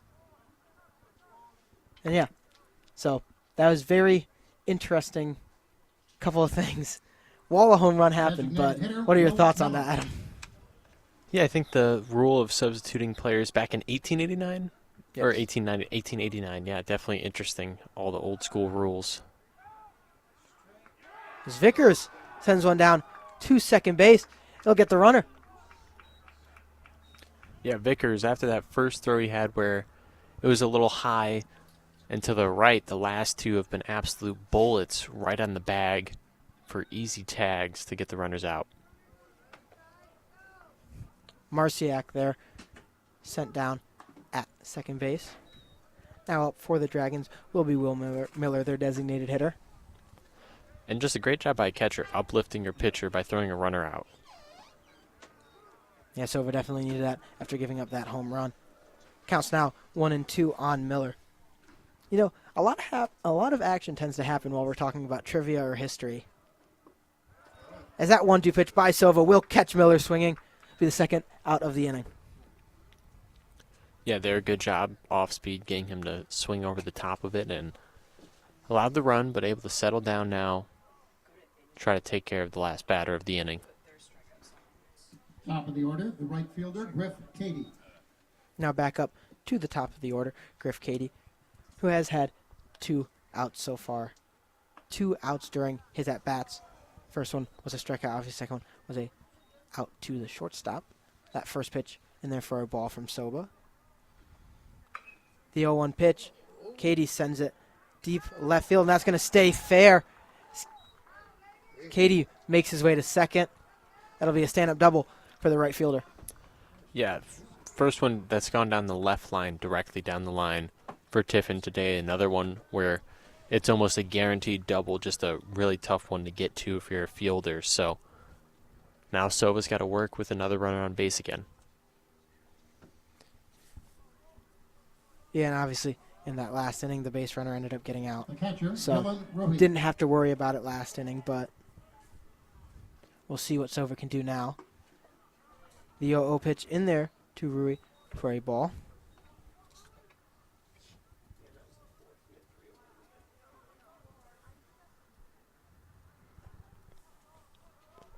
Dylan Rui had a double in the second inning. The 1-0 pitch to be swung on. Kind of moved to 1-1. And Soba, he has been able to, fired in the zone for the most part, not really erratic at all, but just needs to get this out, not let the 2-out rally get to him. The 1-1 pitch from Sova is swung on and hit over to Seidel. Seidel will make the play on over to Salvioni. That'll be the third out. So Sova does get one runner on. Doesn't make a difference. Ramirez Hernandez hits a home run while we're talking about the history of this day. So the score is now 4-2. Dragons lead the Falcons going into the bottom of the fourth inning. Don't go anywhere. You're listening to BGSU Baseball on WBGU 88.1 FM. Over the past 2 years, your support on One Day has helped Falcon Media Sports Network make over 100 trips to over 15 states and travel over 50,000 miles covering BGSU athletics. Any donation on One Day, even just $5, will help us to improve on this gold standard level of student media coverage. The official giving period is from 6 a.m. on March 25th to 6 p.m. on March 26th. However, the early giving period is open. To donate, go to bgsu.edu/oneday and select the Falcon Media Fund. Zig.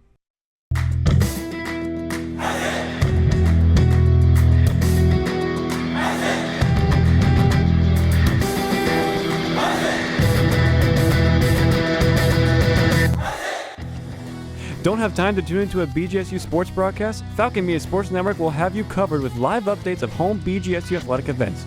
To follow along, head over to @BG_FMSN on Twitter X.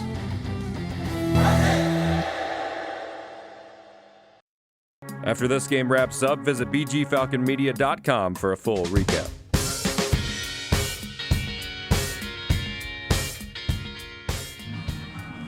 Bottom of the fourth inning here at Stellar Field, as we do have another pitching change for the Tiffin Dragons. It's going to be number 2, Mason Brunis. Do you want to give us a little bit about what you know about Mason Brunis? Yeah, Brunis, 5'8", 175-pound junior out of Broadview Heights, Ohio, the town over from me.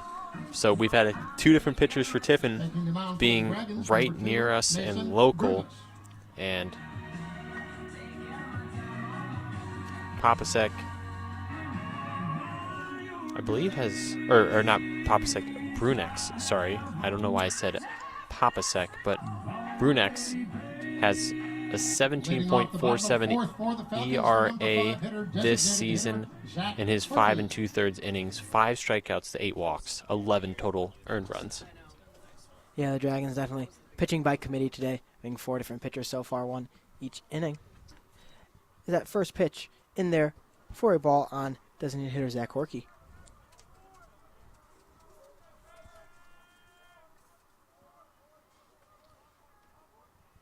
The 1-0 pitch to Horkey. It's going to be low and away for a ball. Kind of move to 2-0.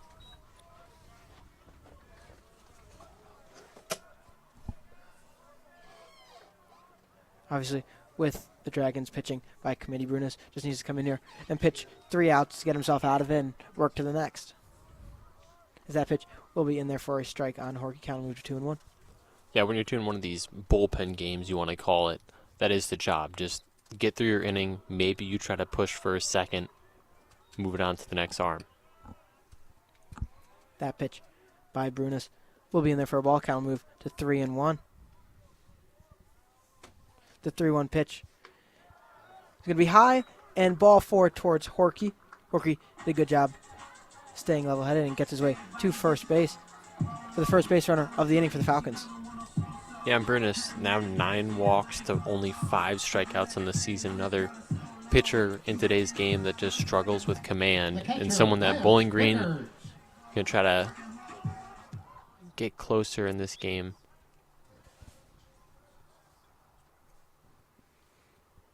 The 0-0 pitch to Vickers, low for a ball. Vickers has caught 2 people stealing today already, which is pretty impressive. The 1-0 pitch, high for ball 2. Yeah, and Andrew DiLodovico has definitely had a great season, but in the games where you want to have another catcher play, give DiLodovico a day off. Vickers done a great job. As Vickers sends this one out into right field, Katie gets under it and makes the snag. Horkey is going to stay at first. So 1 out for the Falcons. Horkey still on first, and that'll bring up Carter Motais. Right there, took that one pretty deep to right field. It looked pretty high at first, but it was high and close towards that warning track, and fortunately not enough. Motais will step into the box, and that first pitch by Brunas will be a ball. Brunas struggling to get a first pitch strike so far. As the 1-0 pitch, Horkey takes off. Rui sends it down there. Horkey will get in there safely. Yeah, close throw there. Just a little too far off the bag, and Horkey just able to slide through. Maybe he knocked that ball out a bit when the tag was attempted there. So you have a stolen base to Zach Horkey. That'll be his 3rd on the year, 7th attempt. The 2-0 pitch to Motais. Motais sends it straight backwards. Rui trying to stay under it, and he does. So that'll be the 2nd out of the inning for the Falcons. Motais just popped it right up. Yeah, right up. That ball was caught in the right-handed batter's box right there, and now getting a runner to second early on with only 1 out. Falcons close to losing this opportunity. The 0 pitch to Chopin is swung on. It's going to have Marsek at shortstop, who makes the throw over to Clark. And the Falcons get 3 outs, leave Horkey on second base. Score is still 4-2. We'll be back for the top of the 5th inning, where I'll give the answer to my trivia question for everyone who guesses. So don't go in there. You're listening to BGSU Baseball on WBGU 88.1 FM. I'm Trey Kennedy from the Falcon Media Sports Network. BGSU's biggest annual fundraising event, One Day, is nearly here. Falcon Media Sports Network and BG Falcon Media rely on donations from One Day to continue to be the gold standard for student media coverage. As a beat reporter covering BG women's basketball, it's been such an honor getting the opportunity to travel on the road with the team by broadcasting their games for the Falcon Media Sports Network.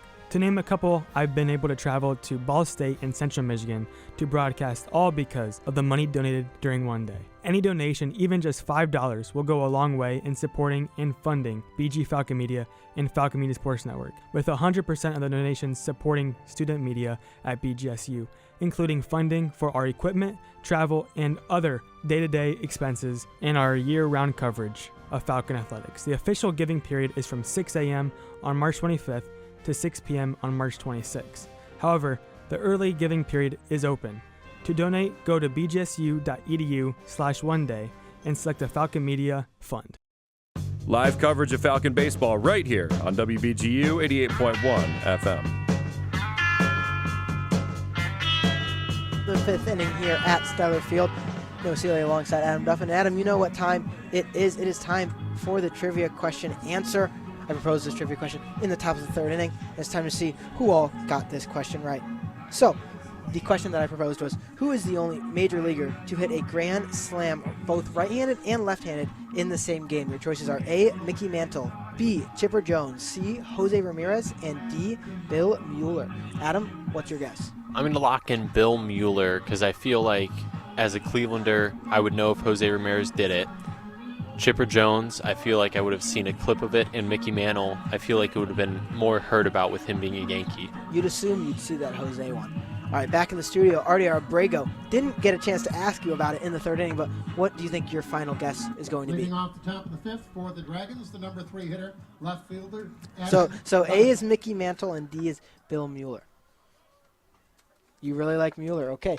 Tyler Kavlitz writing the sidebar for us. Do you have a final answer? Mueller with the Red Sox. He's going one farther again. And so I don't see Coyle here, so we will go with the drum roll here, Adam, please and thank you. The answer is Bill Mueller. You guys all got it correct. Heard there was a possible scandal in the Cooling Center about someone coming in and telling Artie Abrego the correct answer, but we'll let that slide for now. I really got to step up my trivia game. Yeah, no one's got it wrong in the 2 times you've done it, or 3? 3 now. 3 now. Yes. Yeah, you got to up your game for sure. Yeah, definitely need to. Count will move to 1-2, as we do have a new pitcher in for the Falcons. It's going to be Ethan Papacek. So his day is over. Had a good outing while he was in. Did give up that home run to Hernandez, but as Papacek's going to get off the mound quickly for this one, slide it on over to Salvioni, who pick it for the first out of the inning. Yeah, great pick there at first base. We've seen great first baseman play today, as Braden Clark for Tiffin has also made a couple nice picks of his own, and great job there. And left fielder, Braden Clark. Papacek was at Sacred Heart University for 2 seasons, Lansing Community College last season, and now at Bowling Green. Definitely making his way around, but that won't make a difference here as that first pitch is in there for a ball. Papacek has a 15.43 ERA so far this season. Has only appeared in 3 games. As that pitch will be swung on and fouled back by Braden Clark. Both teams definitely going by committee today, Adam, as it's the third pitcher for the Falcons and fourth for the Dragons. The 1-1 pitch by Papacek is going to be in there for a ball. And kind of a wake-up call. You come into the game, have a little dribbler going away from first base to fire the ball across the diamond. Really great job to get into a rhythm as a pitcher. Yeah, definitely is one way to get yourself in the groove there, as Papacek does want a different ball. Possibly the one that he already threw over there to first base. He feels pretty comfortable with that one. So count will be 3-1 here on Braden Clark. Clark did have a single in the first inning, struck out in the third for the first out. 3-1 pitch from Papacek is going to be driven past the first baseman, Salvioni, into right field for Laird, and that'll be a single for Braden Clark.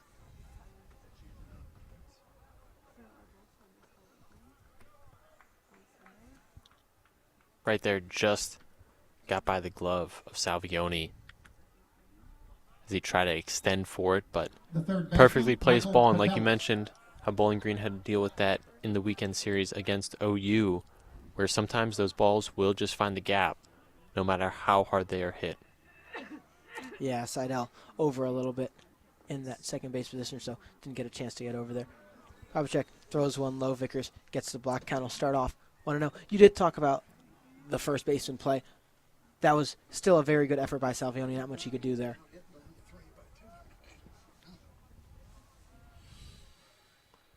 The 1-0 pitch by Papacek is going to be in there for a ball outside corner. Count will move to 2-0.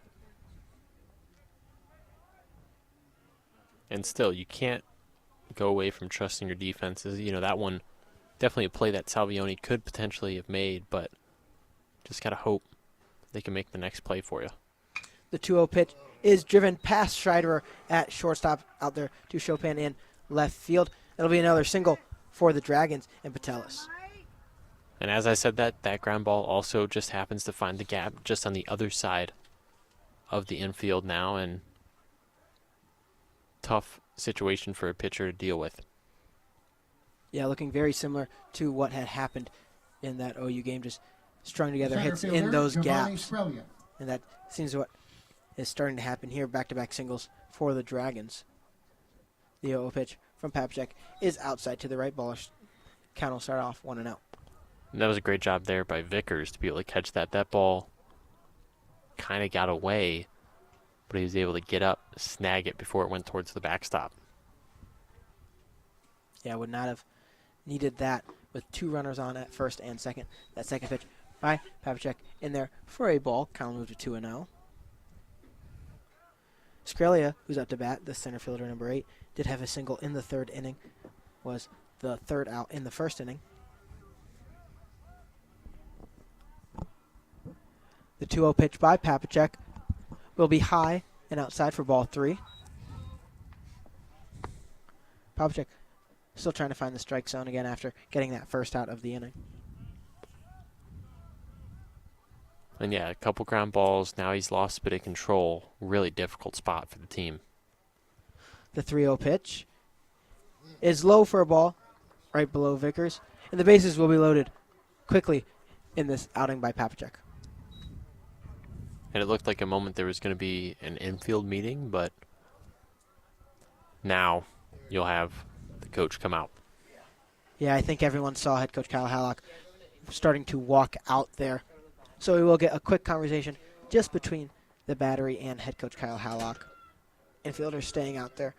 That does make me think that Papacek probably is not going to be subbed out here just because you only have the catcher and the pitcher up there with Hallock, but And you don't want to use too many arms that is very when you true. have a game tomorrow. You know, trying to maybe limit these guys' pitch counts, potentially have them go back-to-back days depending on who it is. And, yeah, it's always a difficult thing to balance with different players on your roster. And he'll stay in for now and try to get out of this pickle.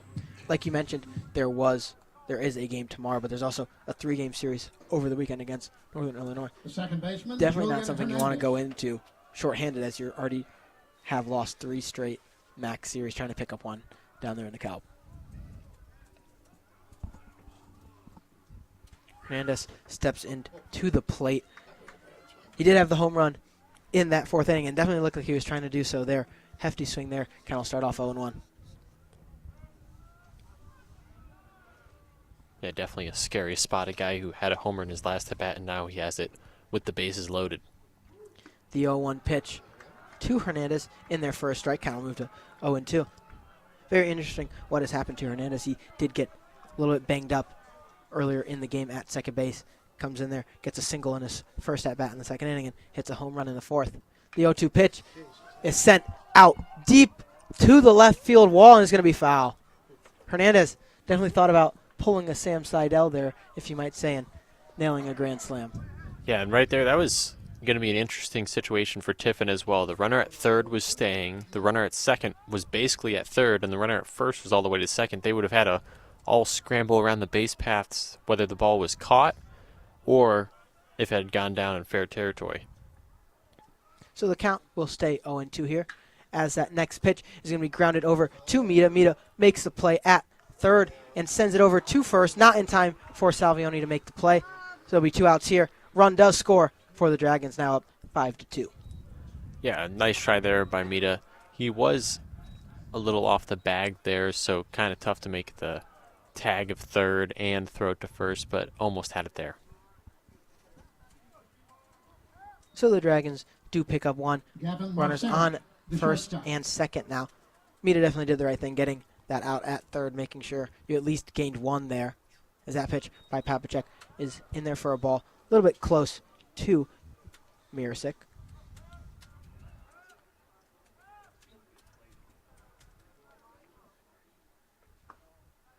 The 1-0 pitch in there for a strike, count move to 1-1. And now just try to focus, limit it to 1 in this inning. The biggest priority right now. The 1-1 pitch. It'll be low and outside. Vickers gets his glove on it to prevent any runners from moving. Count will go to 2-1. Yeah, Vickers has done a very nice job.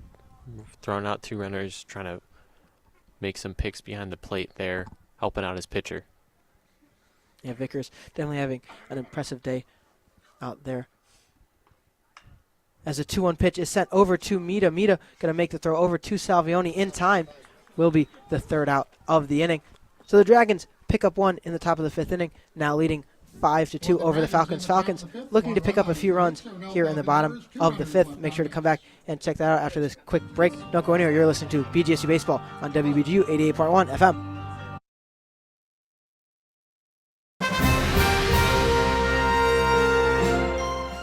I'm Tyler Kavlich from the Falcon Media Sports Network. BGSU's biggest annual fundraising event, One Day, is nearly here. Falcon Media Sports Network and BG Falcon Media rely on donations from One Day to continue to be the gold standard for student media coverage. Your support from One Day has allowed me to continue beat coverage of BGSU baseball, men's basketball, and football, and travel to numerous states to cover BGSU athletics with state-of-the-art equipment. Any donation, even just $5, will go a long way in supporting and funding BG Falcon Media and Falcon Media Sports Network, with 100% of the donations supporting student media at BGSU, including funding for our equipment, travel, and other day-to-day expenses in our year-round coverage of Falcon athletics. The official giving period is from 6 a.m. on March 25th to 6 p.m. on March 26th. However, the early giving period is open. To donate, go to bgsu.edu/oneday and select the Falcon Media Fund. Isaac.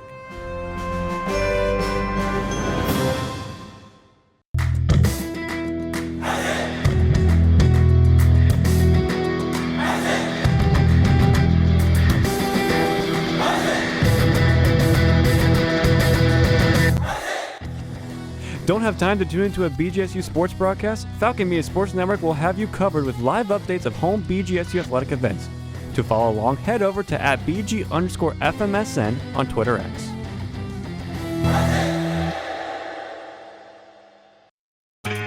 Get live updates on X at BG_FMSN.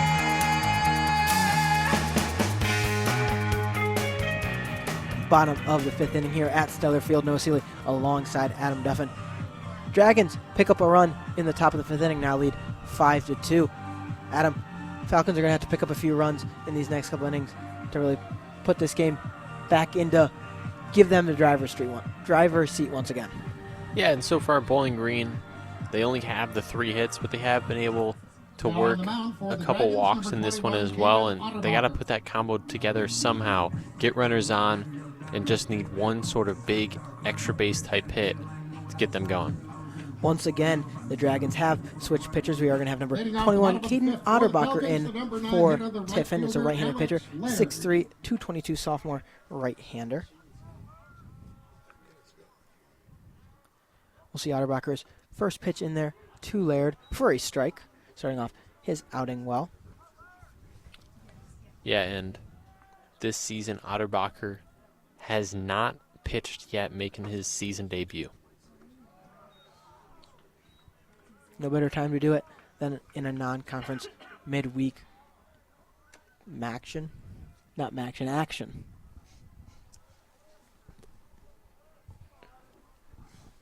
Counts 1-1 on Laird. The pitch by Otterbacher is swung on and gets stopped by Hernandez at second. Going to try and make the throw over to first. Doesn't get it in time. Laird gets himself on base once again.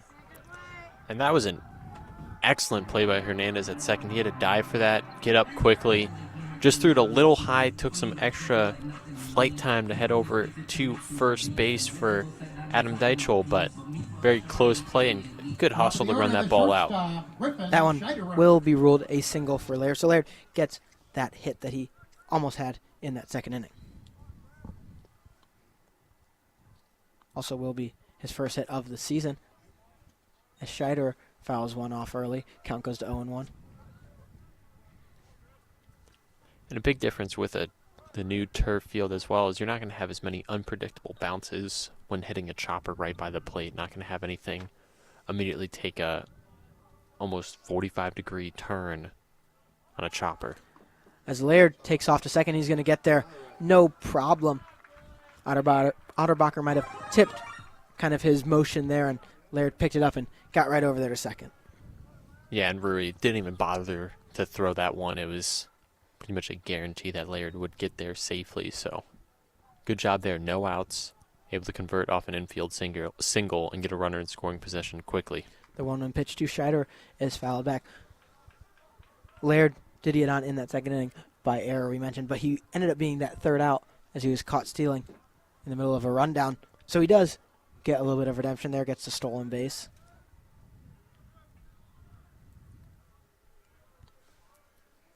The count 1-2 on Scheider. Otterbacher, the pitch in. Be high and out. Count will go even at 2s.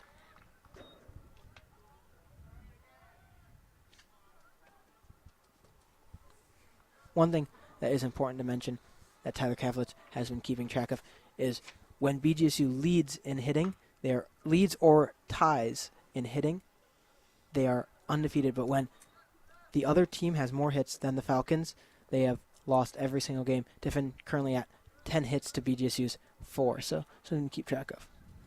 Yeah, and a big part of that is that Bowling Green hasn't been that home run heavy of a team, so if they have less hits, it's probably going to be a loss. Then they have to put together a bit more of a rally in order to get it going. As Scheider foul one's off. Count will go to 2-2. Stay 2-2 actually. Scheider able to foul off a couple pitches here and trying to turn it into a hit. As that pitch by Otterbacher is going to be low. Rui didn't know where it was. It went straight down. So now count moves to full here on Scheider.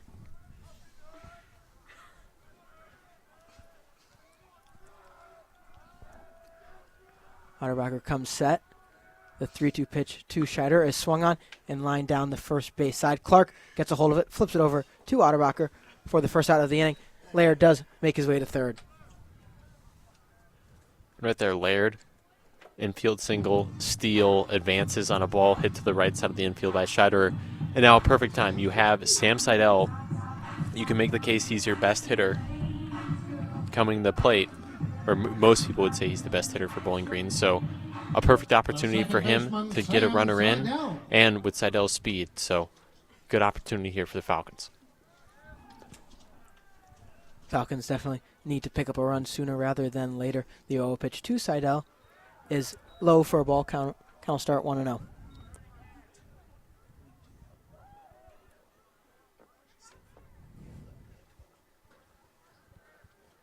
Otterbacher did hustle over there to get that out at first.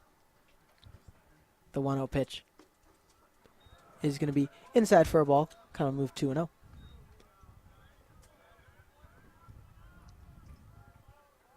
And now working in favor of the count against a guy like Seidel. Definitely a difficult spot for the man on the mound. The 2-0 pitch is going to be high for ball 3. As if 2-0 wasn't hard enough to come back from on someone like Seidel. Count is now 3-0.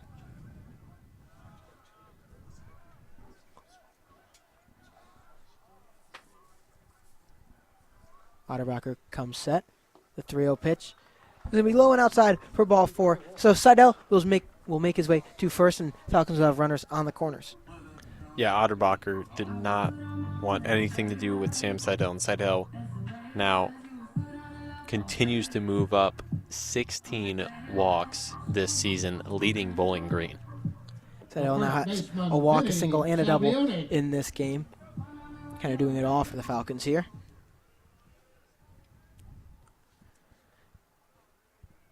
As Salvioni will step into the box for the Falcons. That first pitch by Otterbacher will be low for a ball. Now big spot here, you see one out, first and third. Typically the guy on first will try to steal second, make it so that there's two runners in that scoring position situation, and Seidel gets brought back as Otterbacher throws the pick off. Yeah, and clearly that's something that both Tiffin and Bowling Green kind of thought might have happened. So Tiffin throws over, keeps Seidel honest over there at first base.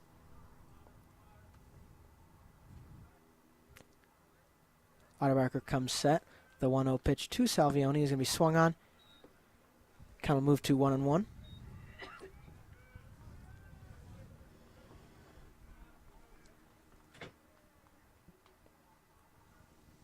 Definitely a time for Bowling Green to take advantage with runners on the corners, needing to pick up a run here.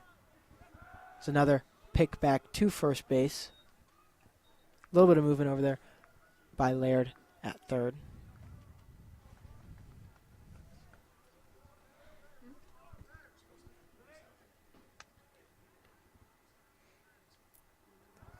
Otterbacher throws back again towards Seidel. Seidel did take a quick jump forward. Could have been a possible tell. Could have just been trying to toy with Otterbacher. We've seen him do it at second base. Yeah, and now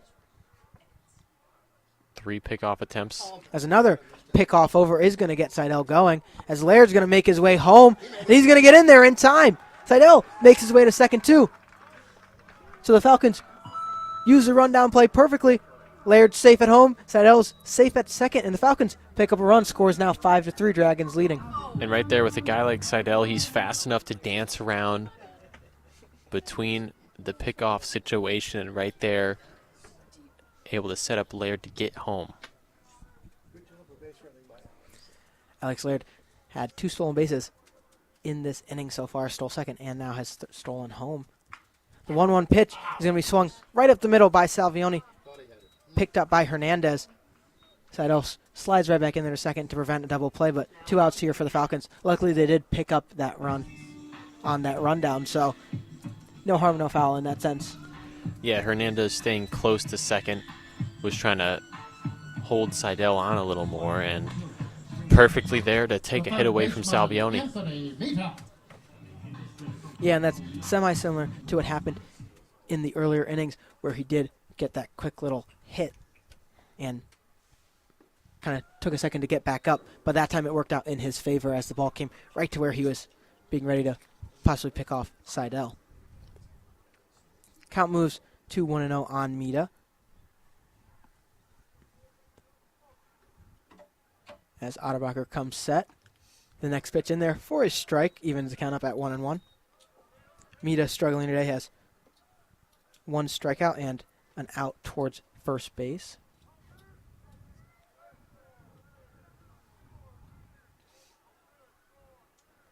The 1-1 pitch will be swung on and hit towards the BGSU dugout.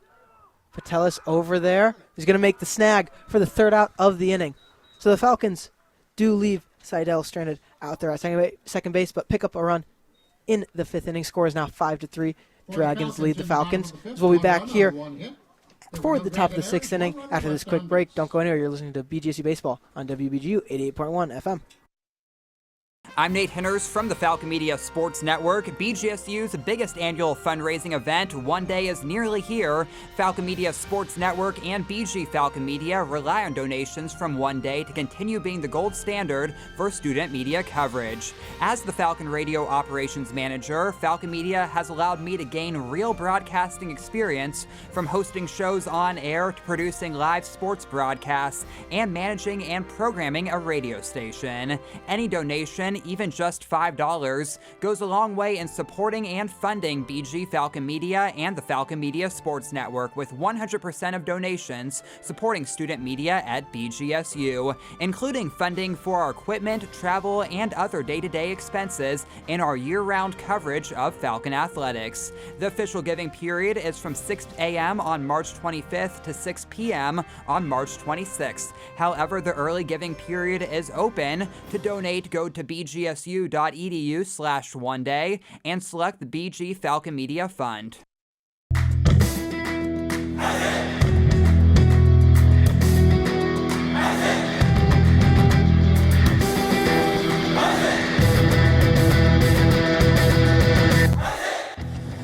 Don't have time to tune into a BGSU sports broadcast? Falcon Media Sports Network will have you covered with live updates of home BGSU athletic events. To follow along, head over to @BG_FMSN on Twitter X.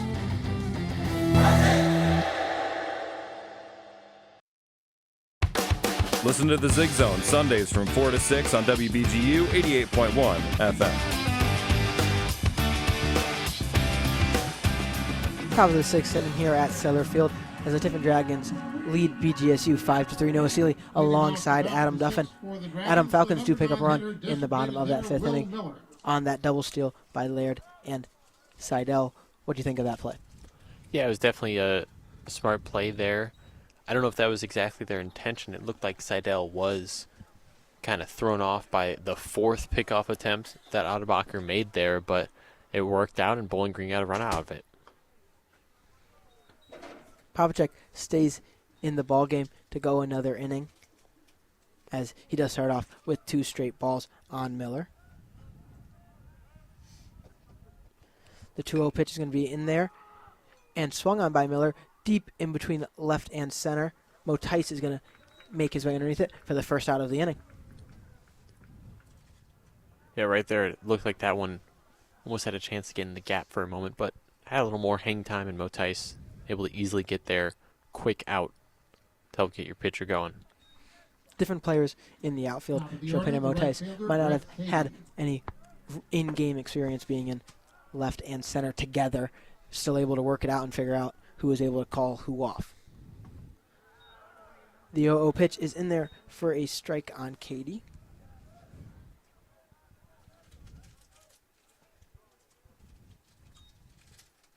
As we are going to take a quick second. Home plate umpire Corey Bogan gives a quick second. And Papacek will get right back on the mound and ready to go.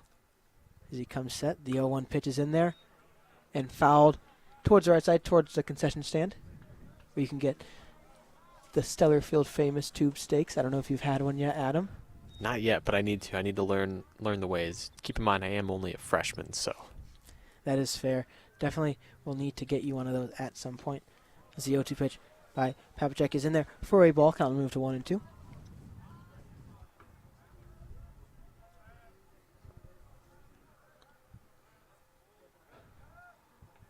The 1-2 pitch to be swung on, flown right back out towards the same spot as Will Miller. Motes able to get under this one as well for the second out of the inning. Yeah, once again, forcing a fly ball, pretty easy play for your center fielder, and a quick inning is exactly what Bowling Green needs to get back out there and try to cut into this lead even more. Yeah, being able to force those high fly balls, let your defense play, is exactly what helps you get some quick outs here. As the first pitch to Rui is in there for a ball. And maybe potential substitution the next time Bowling Green goes to bat. Braden Curlis currently getting work done in the batting cage with an assistant. Could have a possible pinch hitter or coming in for the rest of the game. We'll have to see when that comes up. The 2-0 pitch from Papacek is flown out towards the left center field. This time, Motice is still going to stay underneath it. And Motice gets all 3 outs of the inning out there in center field.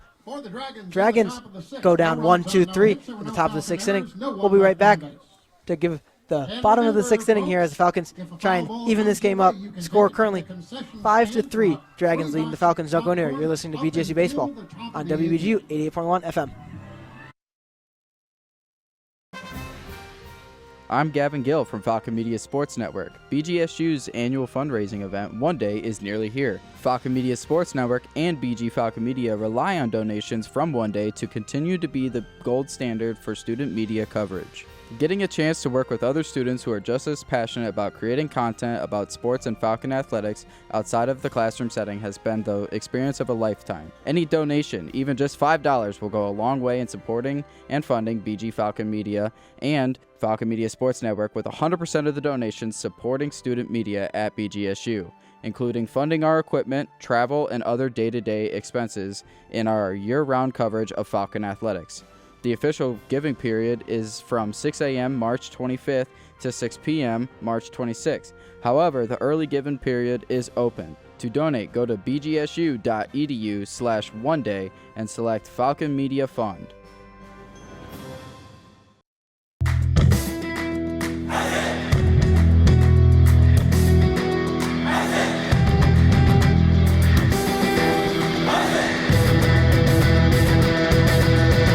Falcon Media Sports Network produces weekly short-form and long-form social media pieces for in-season sports all year long. Make sure to check out at BG_FMSN on Twitter/X and at BG Falcon Media on Instagram and Facebook to view the content.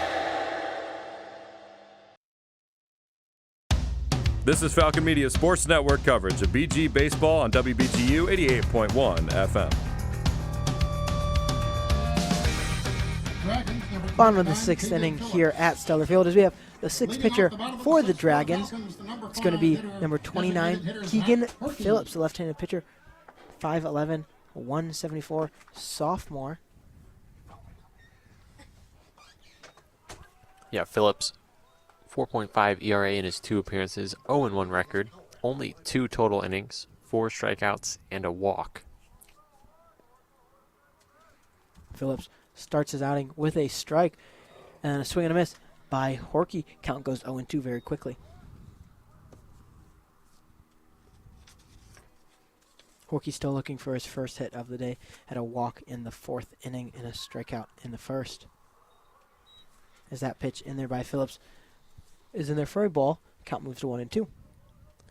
Yeah, and Horky just starting off slower, 300 average, or over 300 average last season now, at the 215 mark in the early going. The 1-2 pitch outside for a ball. Count moved even 2-2.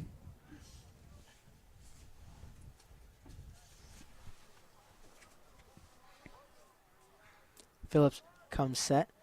The windup, the 2-2 pitch. Will be swung on and missed by Horky. Horky's going to try and make his way down to first, but Rui gets the throw down to Clark. So that'll be the first out of the inning for the Falcons.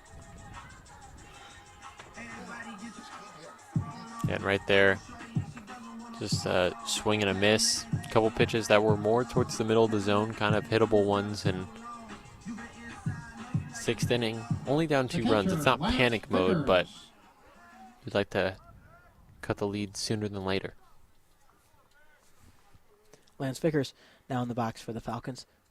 Also yet to pick up a hit today, but has done a lot behind the plate for the Falcons, including stop a few wild pitches, a few throw downs too as well.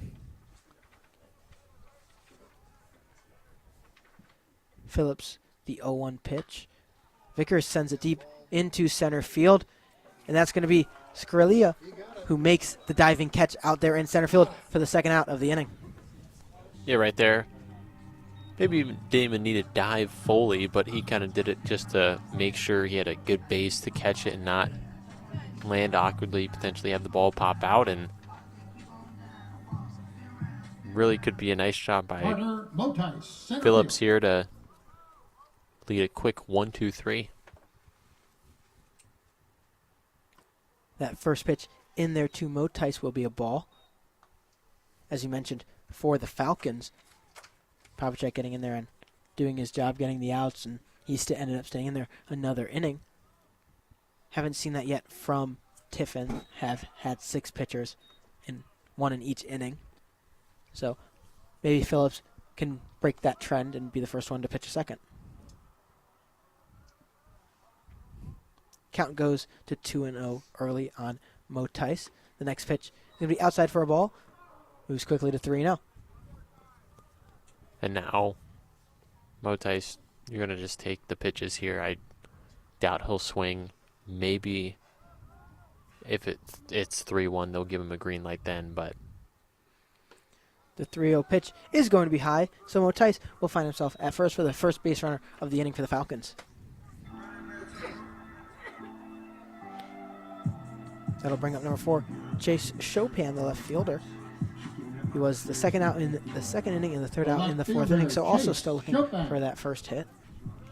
hoping for a rally from the bottom part of the order. The 0-0 pitch in there to Chopin is going to be low, and that's going to send Mo Tice over to second. Did round it, think about going to third. But Mo Tice gets his way to second. It's been a thing for both teams today a bit with some of these pitches, whether it's a pass ball or a wild pitch. Just really no chance for the catcher to make a play on it. One thing to mention is Chopin has gotten out both times he's been up, but also has not gotten a hit this season, so still looking for that first hit of the season out of the redshirt freshman. Kind of moved to 2-0, another ball. Chopin now has a runner at second in Mo Tice, trying to get him around to cut the lead down to 1. The 2-0 pitch is going to be low and inside for ball 3. Phillips getting those first 2 outs very quickly in Horkey and Vickers, and now having trouble with Mo Tice and Chopin.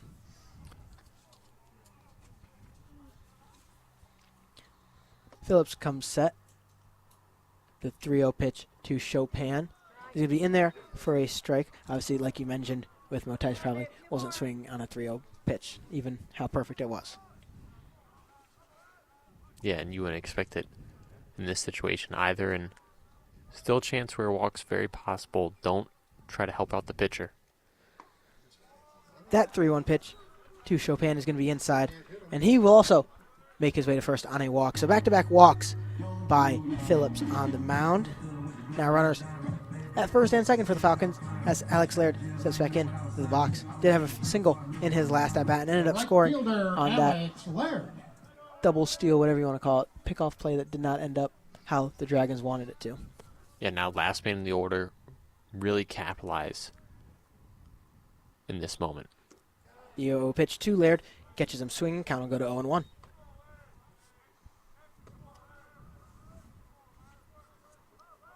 And this is the exact type of pitcher you want to face right now with Keegan Phillips only pitching 2 innings the whole year and being in a high leverage spot. That 0-1 pitch in the dirt to even the count at 1-1 on Laird.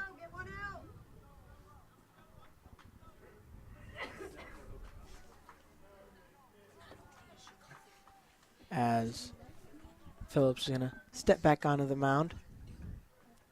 The 1-1 pitch to Laird. It's going to be high for a ball count move to 2-1.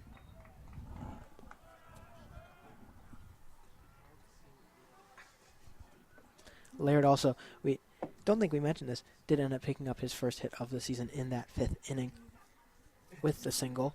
Ended up scoring after 2 stolen bases. The 2-1 pitch to Laird is going to be swung on, flown out towards the right field side. That's going to drop foul. Saw Katie and Clark both getting right underneath it. No one was able to make the play, but doesn't end up foul, so no harm, no foul. And that was a close one right there, not too far off the line. Kind of a difficult angle for, well, maybe a little easier for you, maybe a little more difficult for me, but that one was not far off from being at least 1 run for the Falcons, potentially the game-tying one, depending on how fast Chopin would have ran. Chopin does have some speed there on the base pass, as long also as Mo Tice. 2 speedy runners on. The 2-2 pitch in there for Laird. Swings it right back to the backstop. Count will stay at 2s.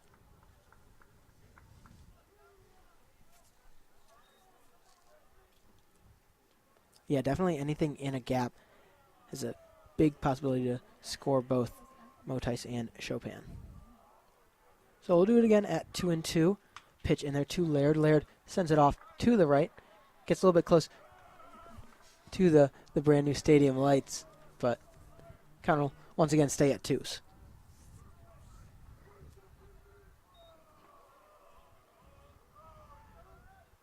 And Laird fought off a couple pitches in this at bat now. A chance to really shift momentum if he can get on. The 2-2 pitch from Phillips is going to be swung on and lined up the right field side. Motice is running his way to third, and he's going to get in there. Falcons pick up another run on a Laird single. Chopin makes his way to third, Laird at first. Falcons now within 1 run of the Tiffin Dragons, 5-4. And now you get back to that top of the order with Scheiderer. A perfect job by the bottom of the order to create that opportunity. And now Scheiderer has a runner at third to potentially tie it up. Scheiderer started off the season very hot. Has a little bit of struggle so far being in that one hole, but trying to break out of that small slump right here as Laird makes his way into second for another stolen base. And right there, Tiffin was not going to fall back into the trap of dealing with trying to play with the runner at second and not let the run score at home. Yeah, it did not work out well for them in the 5th inning, so they will not try here. The 1-0 pitch to Scheiderer is also high for a ball. Count will move to 2-0. And now 2-0, serious danger of forcing bases loaded with the highest average hitter and the lead walker in Sam Seidel. The 2-0 pitch in there to Scheiderer, outside for a ball. Kind of move to 3-0.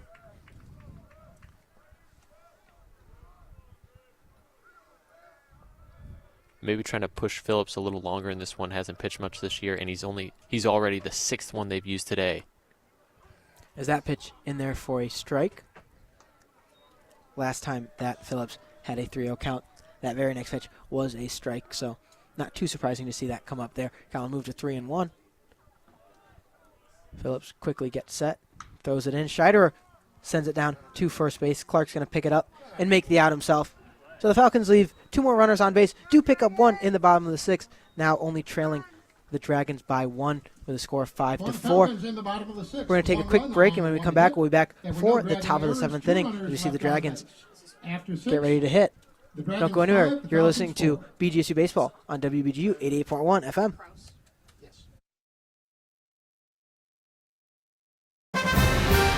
Because of your support on One Day, Falcon Media Sports Network has covered and broadcasted every game of the MAC basketball tournament in Cleveland for 5 straight years. Any donation, even just $5, will help us maintain this gold standard level of student media coverage. The official giving period is from 6 a.m. on March 25th to 6 p.m. on March 26th. However, the early giving period is open. To donate, go to bgsu.edu/oneday and select the Falcon Media Fund. Zig. You are listening to Falcon Media Sports Network coverage on WBGU 88.1 FM in Bowling Green, Ohio.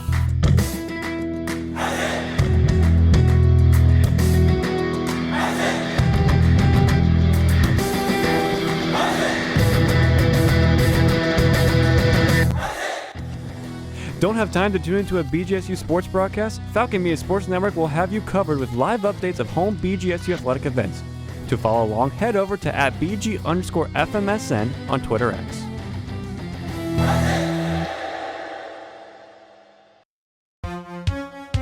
Tyler Kavelitz, Noah Seeley, and the Falcon Media Sports Network crew covering the Falcon baseball team all season long.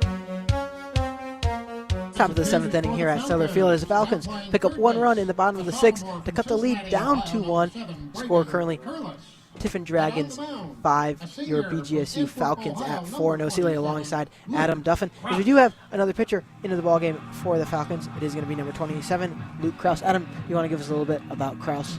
Yeah, Kraus, this is his 4th year with Bowling Green. In the 3 previous years, he made 17, 17, and 16 appearances. So far in this season, he has made, I believe, 7 appearances so far and has a 9.39 ERA in his 7 2/3 innings only 5 strikeouts, but also only 3 walks. He's allowed 19 hits and 13 runs for 8 earned runs on the season. So likes to pitch towards contact. Yeah, as we've seen a lot of the pitchers so far today enjoying to pitch towards contact. It's worked out both ways, as that first pitch by Kraus is going to be in there for a ball. The second one is going to be swung on for a strike. And that is going to be a pinch hitter, and we're going to have Cameron Jantz in there.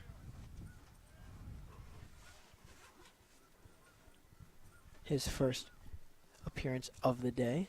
The 1-1 pitch will be swung on and hit over to Curlis.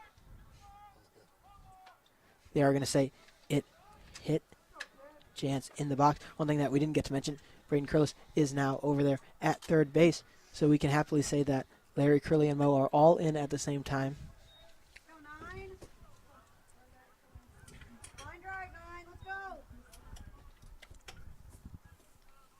As Kraus gets set, the 1-2 pitch in there to Jantz will be a ball, even the count up at 2-2.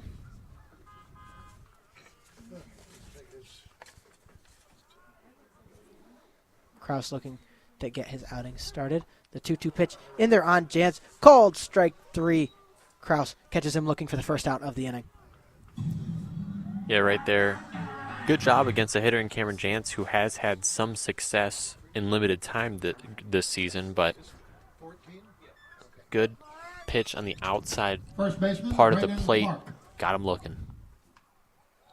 The first pitch to Braden Clark from Kraus going to be swung on, fouled backwards for the first strike.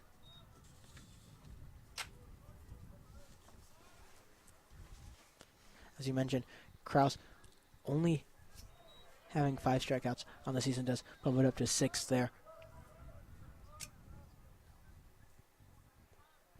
As the 1-1 pitch in there for a strike catches Clark swinging, kind of moved 1-2.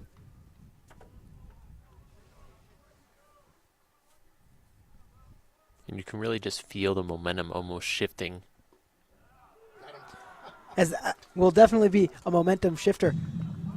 Kraus catches Clark looking for the second strikeout of the inning and of Kraus's outing.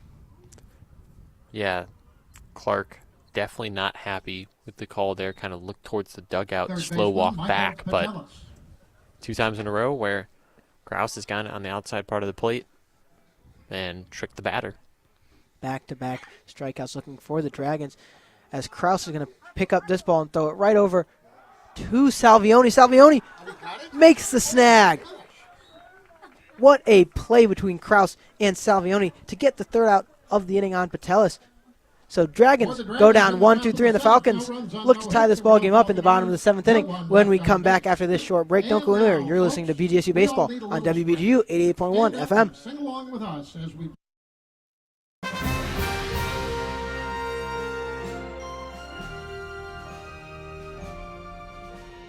I'm Veronica Floor from Falcon Media Sports Network. BGSU's biggest annual fundraising event, One Day, is nearly here. Falcon Media Sports Network and BG Falcon Media rely on donations from One Day to continue to be the gold standard for student media coverage. Any donation, even just $5, will go a long way in supporting and fundraising BG Falcon Media and Falcon Media Sports Network, with 100% of the donations supporting student media at BGSU, including funding for our equipment, travel, and other day-to-day expenses in our year-round coverage of BGSU athletics. The official giving period is from 6 a.m. on March 25th to 6 p.m. on March 26th. However, the early giving period is open. To donate, go to bgsu.edu/oneday and select the Falcon Media Fund.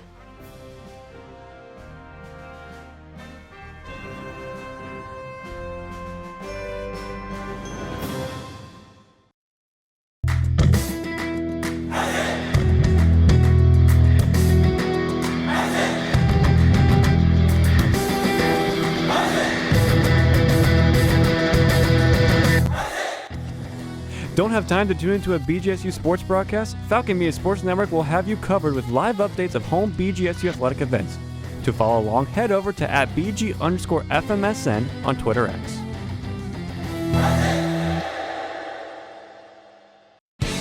After this game wraps up, visit bgfalconmedia.com for a full recap.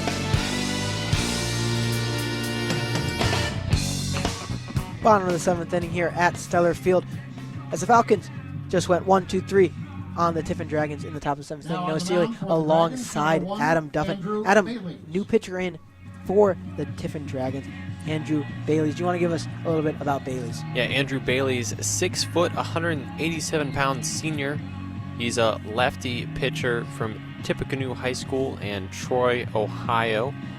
Bailey's so far this season, 5 appearances, all of them out of the bullpen. He has a 1-0 record with his 5.4 ERA in his 6 2/3 innings of action. Bailey's 4 strikeouts, 1 walk. He has allowed 4 earned runs so far. One of them was unearned as well for 5 runs total and 9 hits on the season. Batters currently batting .300 against him, and he has allowed 6 doubles and a homer. So 7 of his 9 hits allowed have been extra bases. Will be very interesting to see how that plays out with someone who loves to get those 8 extra base hits in Sam Seidel. Yeah, Seidel, 7 doubles, currently leading the Falcons this season. Seidel missed out on an opportunity. Had 2 runners left on base for the Falcons as Scheider grounded out to the first baseman. And to correct myself, Seidel did have a double earlier in this one, so he does have 8 on the season. Yes, he does. He has a single in the first, a double in the third, and a walk in the 5th. It's the second pitch of the at-bat in their first strike. Count will now move to 1-1. Bailey starting off his outing with a tough opponent in Seidel. Definitely not the first batter I would want to face as a pitcher. As that 1-1 pitch is in there for a strike. Count moves to 1-2. Yeah, but now he's made back-to-back pretty good pitches towards Seidel. Fully in the driver's seat, Bailey's. Bailey's comes set. The 1-2 pitch in there to Seidel. Low and outside for ball number 2. Where we did want to check, make sure Seidel didn't go around there. Third base umpire Hudson said he did not.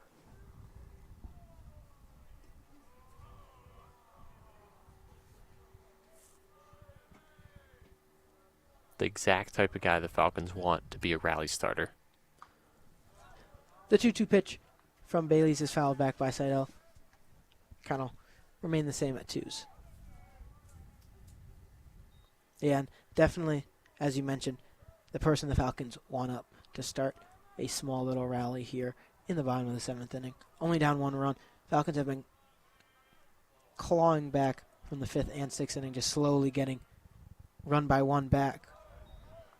As that 2-2 pitch is going to be swung on and hit right back into the same spot as the pitch previous. The count will stay 2-2.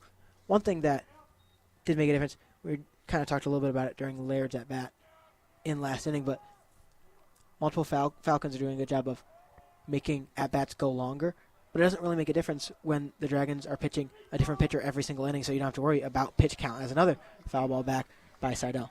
I will say, though, making a at-bat go longer, even just those extra pitches within an inning, just gives players a little more input in what they're seeing of the pitcher on that day, because it's almost impossible to scout for a single Tuesday game every single pitcher that you're going to face. So yeah, definitely still helpful. Definitely still helpful, just not as much as other times in other game plans. As another 2-2 pitch is going to be sent backwards, this one getting out of play behind the stands. So count will stay at 2-2. Seidel doing a good job of keeping Bailey's on his toes, not knowing which pitch is going to end up in play. Bailey's will do it again from 2-2. Seidel is going to be low for ball 3, so we'll have a full count here. And this is a way you can get in the head of a pitcher with just 1 at-bat if you're able to get a hit or walk here. As you see that whole Bowling Green dugout up on the top step for this. The 3-2 pitch is going to be swung on and it's going to stay in play. Patelis is going to get the catch over there at third base. So a long at-bat by Seidel ends in a out at third. Yeah, despite the best efforts of some of the crowd yelling that they got it, good focus there at third base and makes the out. And good job by Andrew Bailey's to really just fight against Sam Seidel in that at-bat with some foul balls, getting to a full count there, able to make the pressure pitch work. 10-pitch at-bat for Bailey's and Seidel. Hard-fought battle on both ends there. As Salvioni will step into the box, and Bailey's will throw a first-pitch strike to him.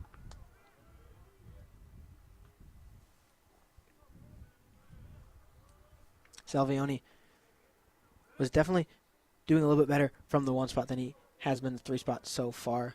Still trying to get his rhythm here. As the 0-1 pitch will be low for ball one, count will move to even. He does have a double on the day, the first inning. After that, he did get a sacrifice fly in the third inning to score Seidel. So while not getting on the base, is still doing what he can. The 1-1 pitch lined towards the right-hand side. Going to go foul. Count will move to 1-2. Yeah, at first it looked like that one was maybe going to be able to tightrope down the line, but just kept veering off to the right, as the Falcons haven't had the pleasure of many going down the line, such as Tiffin has had today. Yeah, as you mentioned, Tiffin with 10 hits, Bowling Green with 5. If Bowling Green were to pull this game off with less hits, then the Dragons would be their first win with that. Salvioni sends this ball out to right field. Katie with another diving snag for the Dragons for the second out of the inning. Yeah, great job there, just able to get there. Salvioni put a pretty good swing on that, taking it opposite field, but Katie just able to extend out, make a nice play. Make a good play for a pitcher that hasn't had much action this year. Yeah, and that's very similar to what happened in Salvioni's first at-bat. He ended up stretching out a double, but this time Katie gets out there and makes a diving play before Salvioni can even get on base. Now, in for the Falcons is going to be Braden Curlis. Came in for Anthony Mita at third base last inning, so he will be getting his first at-bat right here, as that first pitch is going to be fouled backwards for a strike. Yeah, and Curlis last season, 30 starts, 35 total games for the Falcons.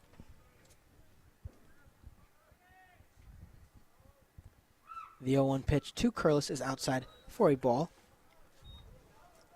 Yeah, and Curlis in his freshman year was definitely one of those young guys for the Falcons that stepped up big time with all the injuries that had come up in the Orange and Brown season.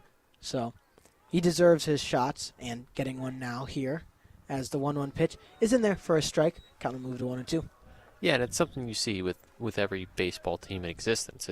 Even if it's only, let's say, less games like 30, you would still see movements within the lineup, just because baseball's a sport like that where guys have hot and cold streaks, and it's so many variables involved. That 1-2 pitch by Curlis sent backwards behind the press box. And Curlis has been a big plug-and-play guy for the Falcons so far this season, as he's now at third today. He was at first before Salvioni was moved over there and Scheider was moved to shortstop. And he's also played the outfield. He's played many positions for the Falcons, so great plug-and-play guy for someone who can help day in, day out. The 1-2 pitch will be swung on and shot into the infield. Hernandez is underneath that. He's going to make the grab as the Falcons go down 1-2-3 right after the Dragons go down 1-2-3 in the top of the seventh. So score stays 5-4 as we head into the last two innings. We'll be back in the top of the eighth inning after this short break. Don't go anywhere. You're listening to BGSU Baseball on WBGU 88.1 FM.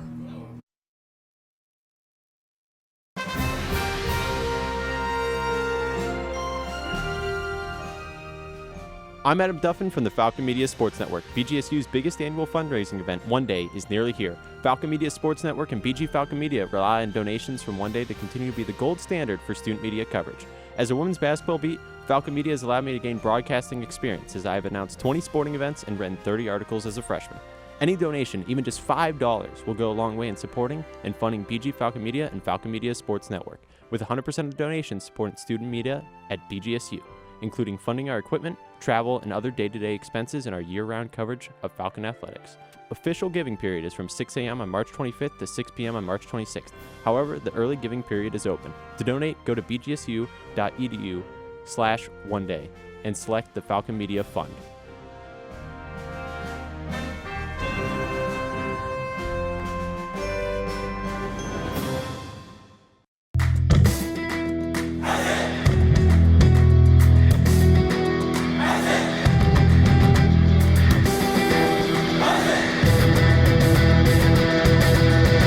Falcon Media Sports Network produces weekly short-form and long-form social media pieces for in-season sports all year long. Make sure to check out at BG_FMSN on Twitter/X and at BG Falcon Media on Instagram and Facebook to view the content. Live coverage of Falcon baseball right here on WBGU 88.1 FM. Top of the 8th inning here at Solar Field, as there's a 1-run ball game between the Falcons and the Dragons. Noah Seeley alongside Adam Duffin. As the Falcons have picked up 2 runs in the last 3 innings, gotten them back to a 5-4 ball game with the Dragons, who took off with an early lead. Luke Krause now on the mound for the Falcons as he gets 2 straight balls on Skrlicka. If you don't consider the innings pitched, he was the pitcher's record when they took the lead. As the next pitch in there for a ball count will move to 3-0. And now a moment where, just got to reset. Able to get through the last inning smoothly here. Got to at least make a fight in this at-bat. That pitch in there for a strike. First strike of the inning by Krause. Krause did only pitch 10 pitches in that first inning of his outing, so already up to 5 on this one at-bat. And just not trying to use as many pitchers with tomorrow's game as well. That 3-2 pitch will be inside for a ball. That'll walk Skrlicka and put the first base runner on for the Dragons. That'll actually be the first base runner in nearly 2.5 innings. 2 2/3 innings, to be exact, for the Dragons. As we are going to get a quick hitting timeout, something that only happens in college baseball. I don't know if you knew that, Adam, but it's very interesting, to say the least. Yeah, I remember that from the last time we called on that Saturday game against Kent State where the Falcons won that one, where there was a late game hitter's timeout. Yeah, and that is when you tend to see them more as in those back-end innings. Obviously trying to figure out what's the best way to push their lead back up to what it was prior to these last 2 innings by the Falcons. So Hernandez will step into the box, but before that, Krause will throw one over to first base. Yeah, and right there, maybe giving tips to dealing with a lefty, being on first base, how aggressive they want to be. Yeah, definitely something that the Falcons saw over the weekend with the Saturday starter for the Bobcats being a left-handed pitcher and had 1 or 2 pickoff problems that happened. To see a bunt by Hernandez is going to be foul. Hernandez bunting is a little bit interesting, seeing as he did have a home run in the 4th inning, but definitely trying to do whatever it takes to move that runner into scoring position. Well, to be fair, Hernandez, it was only his 2nd homer of the year, and he's 5'9", 163 pounds. So that's not your power hitter. That is someone that you would want to bunt, as he is basically the smallest player for Tiffin. I believe he weighs the least on their whole roster, so definitely makes sense for him to bunt. Along with that, picked up a stolen base in the 2nd inning. So definitely a speedster for this Dragons team. Could even be more of a game plan from the Dragons just to put a little bit of chaos out there. As he does lay down that bunt, Vickers is going to get that, throw it over to first base, and get Hernandez out at first. Skrlicka does make his way to second, just as the Dragons drew it up. So Falcons will have 1 out with Skrlicka on second.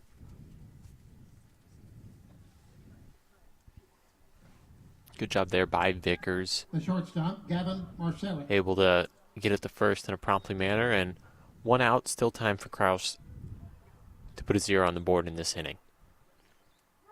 That first pitch in there by Kraus for a ball on the outside corner.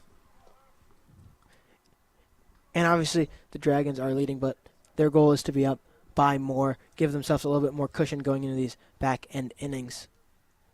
As that 1-0 pitch by Kraus is swung on for a strike. And you know, one thing that hasn't happened this year is that late cardiac magic for the Falcons. Happened plenty of times last season, but not had one yet this season. Have lost every time they've trailed past the 8th inning, possibly earlier, as that pitch is going to be swung on and fouled towards the BGSU dugout.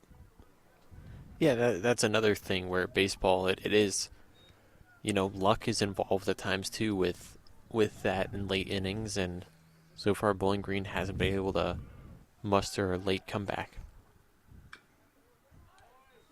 As that pitch by Kraus is going to be fouled off once again.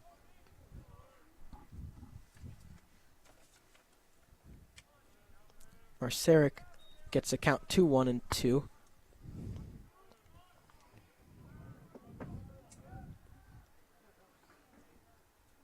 So Kraus will come set and deliver the 1-2 pitch.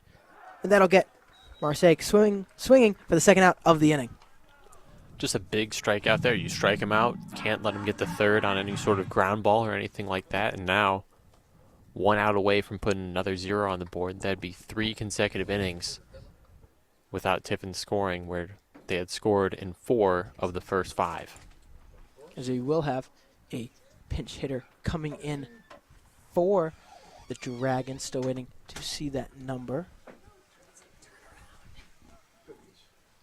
Everyone in the press box waiting suspensefully. It is going to be number 11, Jaden Leach, stepping into the box for Miller, the number Dragons.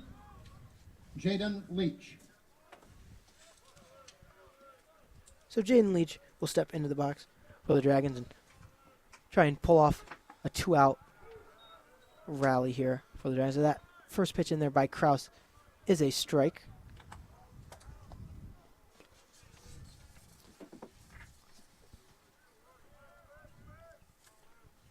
Kraus gets set. The 0-1 pitch is low for ball 1.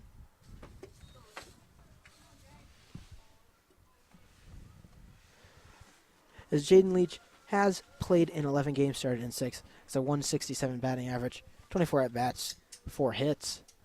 He's going to try and pick up another one. Chopin gets underneath it. So Leach doesn't pick up another run, doesn't pick up another hit, and the Dragons don't pick up another run. Score stays 5-4 in the top of the 8th inning. And the Falcons will look to tie it in the bottom of the 8th inning when we come back. Don't go anywhere. You're listening to BGSU Baseball on WBGU 88.1 FM. I'm Nathan Burkett from the Falcon Media Sports Network. BGSU's biggest annual fundraising event, One Day, is nearly here. Falcon Media Sports Network and BG Falcon Media rely on donations from One Day to continue to be the gold standard for student media coverage. Over the past 2 years, I have been able to cover countless BGSU hockey games and have been lucky enough to travel to Ohio State, Notre Dame, Team USA's rink in Plymouth, Michigan, and St. Paul, Minnesota for a series against St. Thomas. As an organization, we have traveled to every rink in the CCHA and have covered every conference hockey game of the past 2 seasons. We wouldn't be able to do this without your support on One Day. Any donation, even just $5, will go a long way in supporting and funding BG Falcon Media and the Falcon Media Sports Network, with 100% of the donations supporting student media at BGSU, including funding for our equipment, travel, and other day-to-day expenses in our year-round coverage of Falcon Athletics. The official giving period is from 6 a.m. on March 25th to 6 p.m. on March 26th. However, the early giving period is open. To donate, go to bgsu.edu/oneday and select the Falcon Media Fund. Azig!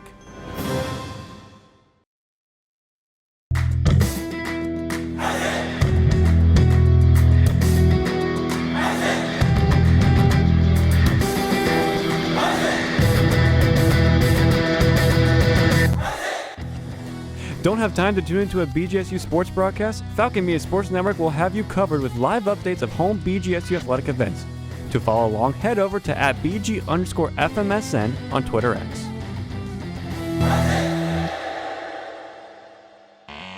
Get live updates on X @BG_FMSN. Bottom of the 8th inning here at Stellar Field. Noah Seeley alongside Adam Duffin. New pitcher in for the Dragons once again. It is going to be number 51, Jagger Don. Adam, do you want to give us a little bit about Don? Yeah, Don is only a freshman, 6'3", 225 pounds, Mount Vernon High School in Mount Vernon, Ohio.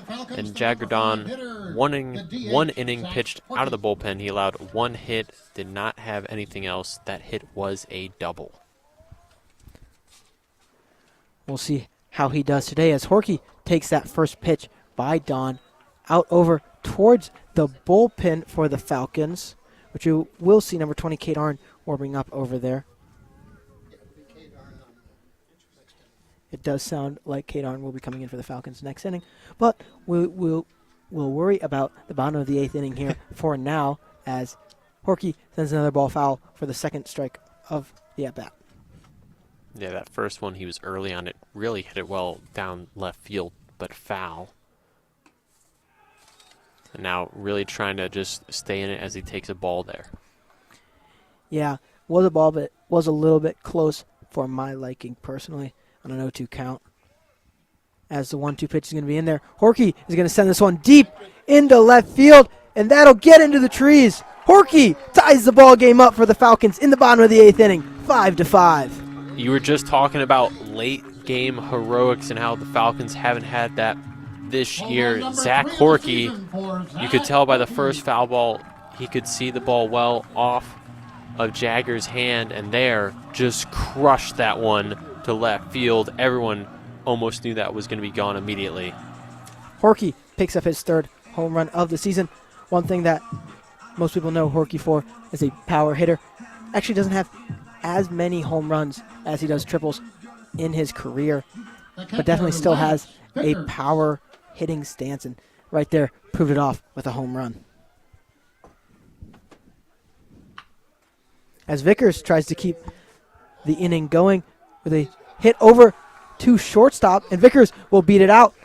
Falcons pick up a base runner after the home run. And of course, for Tiffin and for Bowling Green, the midweek games primarily are the focus of getting guys reps and whatnot, but I feel like it was interesting having Jagger Don pitch in this scenario where he's only pitched an inning the whole season, and to be in this moment like this, and now let the game get tied and let the winning run get the first, or the leading run get the first. As Motais sends this ball out into left field, and that'll drop in front of Jantz. Vickers will stay at second, but 3 straight hits for the Falcons. Yeah, right there, an excellent job. And now Chase Chopin and Alex Laird are the next 2 batters, and they've had pretty good days themselves. So a big spot here, and now a meeting at the mound with head coach Troy Merriman. Yeah, Merriman in his first season for the Dragons, seeing what exactly the plan will be as the ball game has been tied up at 5-5 after the Horky home run, and we will have a pitching change. So we'll step away for a quick second and see who the Dragons bring in with 2 runners on. Falcons and Dragons tied up 5-5 in the bottom of the 8th. Don't go anywhere. You're listening to BGSU Baseball on WBGU 88.1 FM.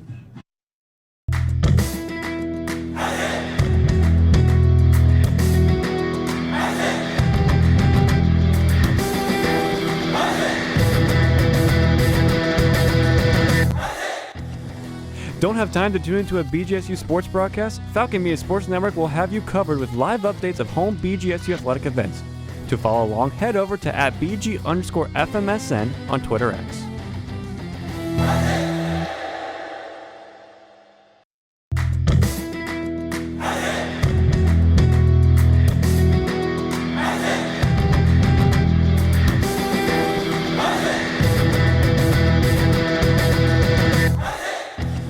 Looking for a BG Athletics discussion show? Check out The Swoop, where a rotating cast of Falcon Media Sports Network co-hosts talk everything BGSU athletics. New episodes are available every Tuesday at 6 p.m. on the BG Falcon Media YouTube channel. You're listening to Falcon baseball coverage on WBGU 88.1 FM. Tiffin Dragons bring in another pitcher following a Zach Horky home run, a Lance Vickers single, and a Carter Motais single.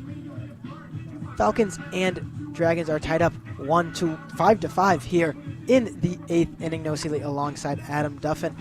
And Adam, Falcons have had a little bit of a struggle with leaving runners on base, now have no outs, runners on first and second. How do they need to capitalize to keep this rally going? Well, Chopin and Laird in the bottom 8-9 spots of the order have done a great job today of being patient at bats, just fighting for infield singles or taking walks. And they're facing a pitcher in Brett Madison that has had 6 appearances this year, 5.73 ERA in his 11 innings, 16 strikeouts and 12 walks, so not the greatest ratio you would hope for. And Madison, 5'7", 167-pound sophomore, so the smallest pitcher on the team. Small in size but big in heart as Chopin shows bunt. But both runners for the Falcons take off and pick up a stolen base. Yeah, right there, when you show bunt and pull back, it almost causes a bit of a distraction for the catcher, and there both runners seem to be firmly there. So now 2 runners in scoring position as the count for Chase Chopin goes to 1-1. And now second and third, you're in a spot where you definitely want to have it where you just try to be short and simple with your swing.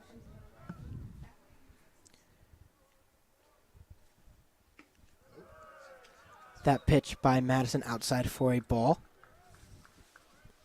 Chopin still does not have a hit so far this season to pick up a walk in that 6th inning. But it would be so poetic to have his first hit come in the clutch. As that pitch is fouled backwards, count will move to 2-2. Yeah, as you mentioned it, Chopin has not had a hit yet. It would be a big moment.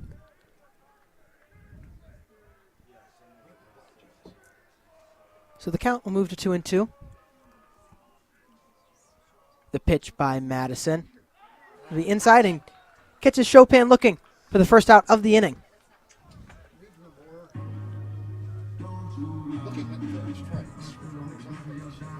That'll bring up Alex Laird, who's had himself a day so far, to say the least, Adam. Yeah, Alex Laird, he did get his first hit of the season today, and now a spot where he can get the leading run home. The 0-0 pitch from Madison. Laird lays down bunt. They're going to say it's foul. And they will say it must have slightly hit off his leg somewhere, maybe directly off his shoe, so count will go to 0-1. It did look like Laird took a second to get out of the box. He must have known that it hit him, and he was waiting for the call to be made, and then no call was made, so he took off. Yeah, it definitely seemed a little awkward how the ball moved as well off of his bunt, so we'll see if he'll try the bunt again or maybe just be able to poke the ball over the infield that is all the way in. The 0-1 count to Laird. Laird sends it over, foul left side.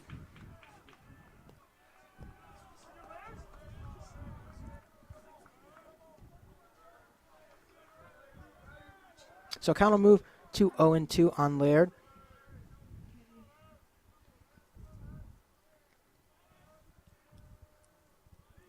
The 0-2 pitch from Madison. So be high for the first ball of the at-bat. Count moves to 1-2. And a good job behind the plate there. I mean, something like that where a pitch goes past the catcher would easily be able to score a run here. Madison, the 1-2 pitch to Laird. Home plate umpire Corey Bogan says that Laird did not swing. Dragons appeal to first base umpire Corey Ray. He also says that Laird did not swing, so the count will move to 2-2. Yeah, with the crew of 3 umpires, you don't have exactly one down the first baseline if there's runners in scoring position. I know this from my summer umpiring gig, so they don't have the best angle there, and home plate umpire Corey Bogan did not make the call. Madison with the 2-2 pitch. Laird lines it up towards the pitcher, and the run's going to score. Laird does get called out at first, but the Falcons take a 6-5 lead as Lance Vickers slides in for the first lead of the Falcons' day. Yeah, great job there. Just got thrown out at first, but Laird just able to put the ball in play, scores the run, and now there's still a runner at third for Birchmeyer. The shortstop, Griffin Scheiderer. Or Scheiderer, sorry, correction. Griffin Scheiderer to do that one. Laird did his job to perfection as Vickers gets home and gives the Falcons their first lead of the day. Scheiderer, Birchmeyer, just fun names, mixed them up. Yeah, close enough. Same thing. Both same stature, too. I mean, the 1-0 pitch to Scheiderer is going to be in there for a strike. Falcons have continued to claw back towards that lead that was built up by the Dragons and broke free in this 8th inning, scoring 2 runs. The 1-1 pitch in there to Scheiderer outside for a ball. Count will move to 2-1. And as you mentioned, Motice is still at third. So on any type of hit, he will be moving. As Scheiderer does send one over to second base, Hernandez will take it right over to first base. And that'll be the third out of the inning. But the Falcons do pick up 2 following a Horky home run and a Laird sacrifice. Falcons now lead 6-5 heading in to the top of the 9th inning as they look to finish off the Dragons in the top. Don't go anywhere. You're listening to BGSU Baseball on WBGU 88.1 FM.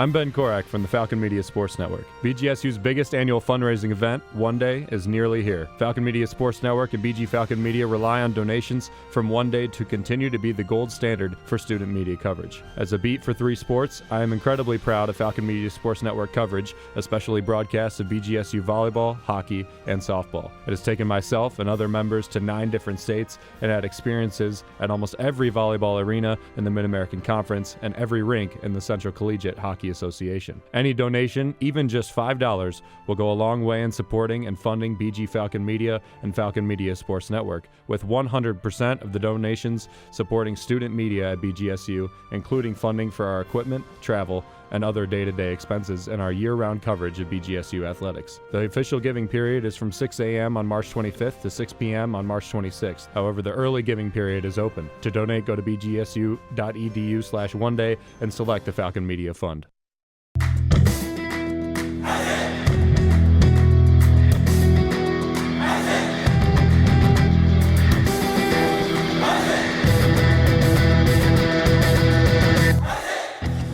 Looking for a BG Athletics discussion show? Check out The Swoop, where a rotating cast of Falcon Media Sports Network co-hosts talk everything BGSU athletics. New episodes are available every Tuesday at 6 p.m. on the BG Falcon Media YouTube channel.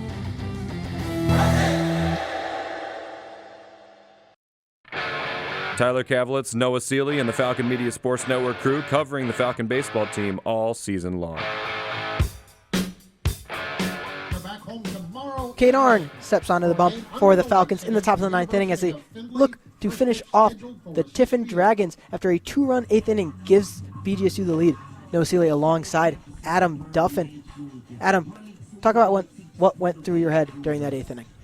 Yeah, I think it was an excellent job of Horky being able to set the tempo for the team, crushing that home run, and then a good job of just heady base running and knowing what to do. Laird just chopping the ball in the infield to score that run, and now Cade Arn trying to go for his second save of the season as he has spent 4 years at Bowling Green, 6'4", 210 pounds, and a 4.26 ERA in 6 1/3 innings. Little correction to a statement I made earlier. The Falcons do have 1 win when they are trailing in hits. That was against Samford. This will be their 2nd time getting a win while having less hits. Tiffin currently at 10, Bowling Green at 8. That first pitch by Arn in there for a ball. Count will start off 1-0. The 1-0 pitch by Arn outside for a ball.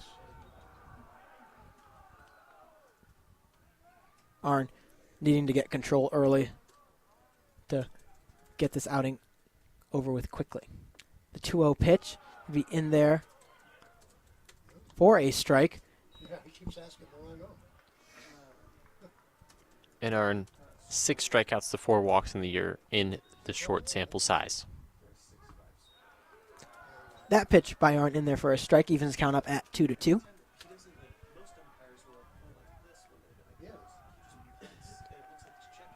Griff Cady up to bat for the Dragons. The 2-2 pitch by Arn. Going to be outside, moves the count to full. And now a big spot here where you don't want to let that lead runner on in a save situation and put more pressure on yourself. The 3-2 pitch by Arn gets Cady swinging and missing for the first out of the inning. Yeah, excellent job there. Being able to find the zone after missing the first couple pitches in the at-bat, and Bickers hyping up his pitcher. 2 outs to go. Arn gets a much-needed out there to start off his outing and the 9th inning.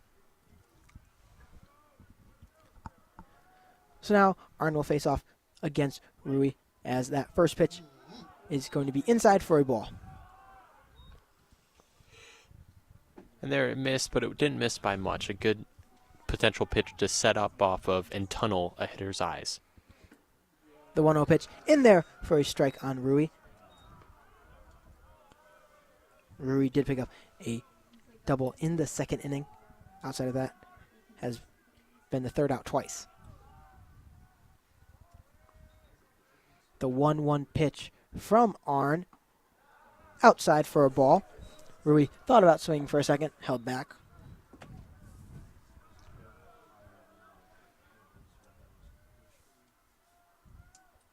Arn from the windup, the 2-1 pitch. Deep fly ball by Rui. And that's going to drop in front of Mo Tice. Mo Tice is going to figure it out and bring it in to Seidel. And that'll be another double for Rui on the day. That was a tough one to read right there. Perfectly hit into the right center gap. And neither one of them able to get to it. Now tying run at second with 1 out. Even more pressure for Arn on the mound. I had said that the ball dropped in front of Mo Tice. It almost looked like it dropped in the same line as where Mo Tice was. Mo Tice then had to back up towards the wall, pick it up, get it into Seidel. Did keep it from being a triple. We will have, it looks like, a pinch runner. It's going to be number 7, Cadence Varner. Pinch runner for the Dragons. The 5'10", 178 redshirt sophomore outfielder.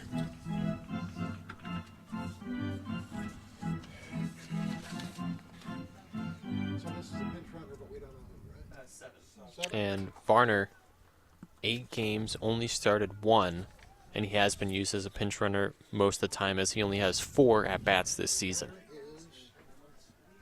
He does have 1 stolen base on the season. That first pitch in there for a ball.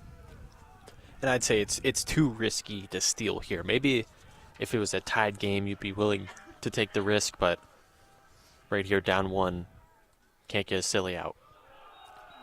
As the first 2 pitches from Arn to Jantz are balls. So count will go 2-0. Falcons looking to prevent the Dragons from tying this ball game up and having to go to the bottom of the 9th inning. That 2-0 pitch by Arn in there for a strike. Count moves to 2-1. Good pitch there by Arn on the outside part of the plate with that fastball. So setting him up for a variety of pitches here. The 2-1 pitch by Arn also in there, evens the count up at 2s. Arn working back from that 2-0 count, making himself back up even with 2-2, trying to look for one last pitch here on Jantz. Arn is set. The pitch in. Gets Jantz swinging for the 2nd out of the inning. 2 strikeouts for Arn.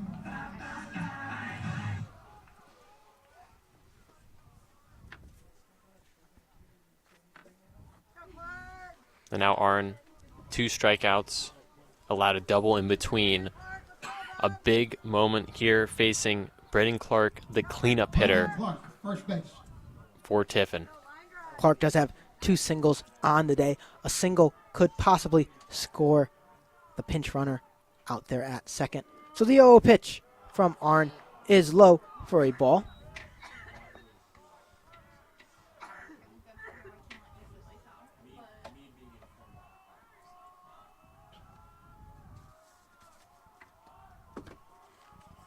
Arn comes set. The 1-0 pitch to Clark. In there for a strike. Evens up the count at 1-1. Frozen up there with some off speed as Arn has really been relying on that fastball. Good job there to get a strike without the batter swinging at it. Arn comes set. The 1-1 pitch in there to Clark. Clark singles out to right field. Varner is going to make his way in to home, and they're going to call him safe. Varner makes his way in. The pinch runner scores from second on a single from Clark, and this ball game is tied up here at Stellar Field. That was such a close play right there. Unbelievable. As that one, you'd almost have to go down to a freeze frame to know what happened. Definitely was close there, Adam. Sadly, there is no replay, so we have no way of knowing if it actually was a out or not. So Tiffin ties up the ball game in the top of the ninth, now 6-6, with a runner on first in Braden Clark.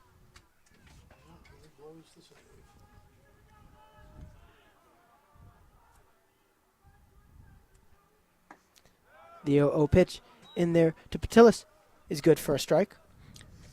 And I mean, just what a throw from Laird in right field to almost get the Varner at the plate. But Varner swam just by the tag, as that was a close one. Definitely was. That pickoff move over to Clark at first was not close. As Arn gets set. The 0-1 pitch in there. We swung on and fouled back behind the stands. Kind of moved to 0-2.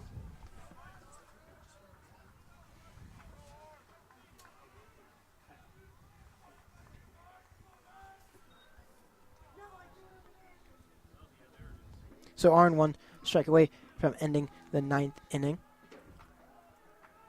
As the 0-2 pitch is going to be in there and gets Patilis swinging. So the Falcons and Dragons are tied up at 6-6 heading into the bottom of the ninth inning. Let's see if the newly renovated Stellar Field can bring some magic here for the Falcons as they look to take the game on a walk-off in the bottom of the ninth. Be sure to come back after this break to see what happens. You're listening to BGSU Baseball on WBGU 88.1 FM.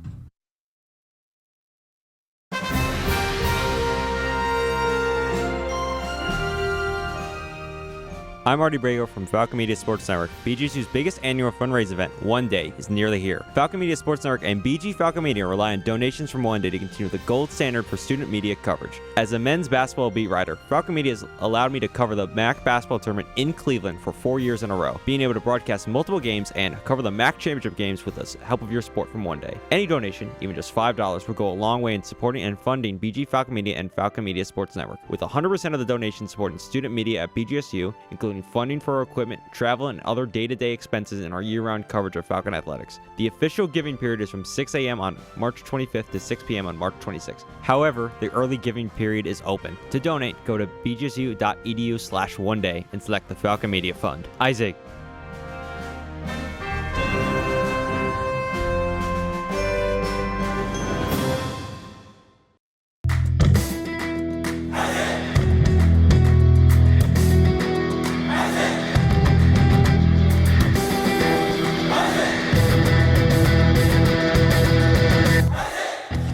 Looking for a BG Athletics discussion show? Check out The Swoop, where a rotating cast of Falcon Media Sports Network co-hosts talk everything BGSU athletics. New episodes are available every Tuesday at 6 p.m. on the BG Falcon Media YouTube channel. This is Falcon Media Sports Network coverage of BG Baseball on WBGU 88.1 FM. Tie ball game here in the bottom of the ninth at Stellar Field. No Sealy alongside Adam Guffin as the Tiffin Dragons and BGSU Falcons are tied 6-6. The Falcons up in the order 2, 3, and 4. Seidel, Salvioni, and Curlis. Adam, what happened in that ninth inning? How close was that tag there at home? Yeah, that tag was very close. It must have been a great swim move by Varner. Definitely a call that would have, if there was review, would have taken some time for the umpires to decide on. And now the Falcons got to reset, and one of their leaders, Sam Seidel, has got to come through. Seidel already down 3-0. Balls, 2 strikes. Madison still in for the Dragons.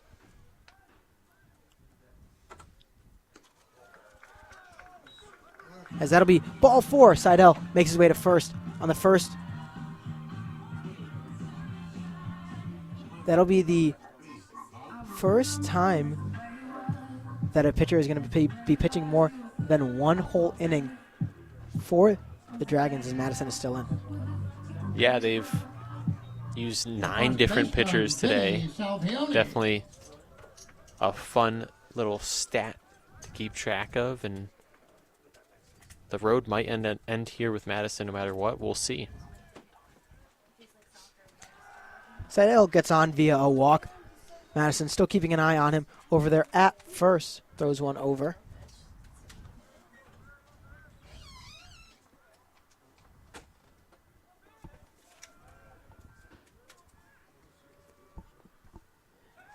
There's another throw over there to first base. Salvioni still has not seen his first pitch of the at-bat.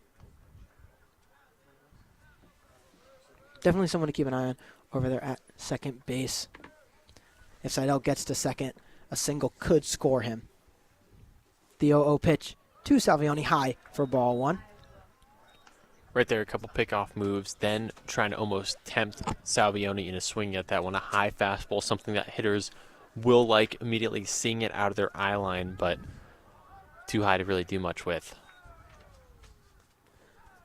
As we do have a time by the batter. Appears so. Almost thought there was a clock violation, but It did look like that for a second, as home plate umpire Corey Bogan did have ones out, so I was a little bit confused there on possibly if he had given Salvioni a strike. But as of right now, he did not. So another pitch, another throw over to Seidel at first base.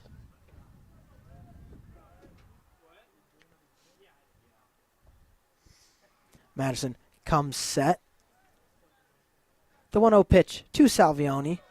Up and high for ball 2.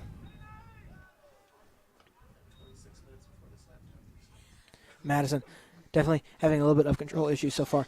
6 straight balls. We are going to see head coach for the Dragons, Troy Merriman, head out there and have a quick talk with his pitcher. yeah, and right now Madison, he's got to give his defense a chance here. You can't walk 2 runners to start an inning, and we'll see what potentially happens here. And looks like a trainer almost went out for a moment. It does look like a Maybe trainer is there's out some there. sort of blister or something that's pretty typical to see with pitchers, as we haven't seen that trainer go out today as she walked out towards the mound, so maybe something is going on. Home plate umpire Corey Bogan is out there to keep an eye on everything. As the entire infield and the catcher are in there with Madison.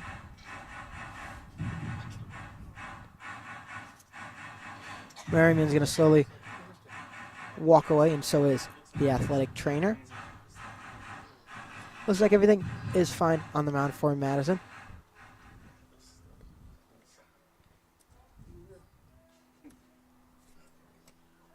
So the count is 2-0 against Salvioni. Madison throwing 6 straight balls.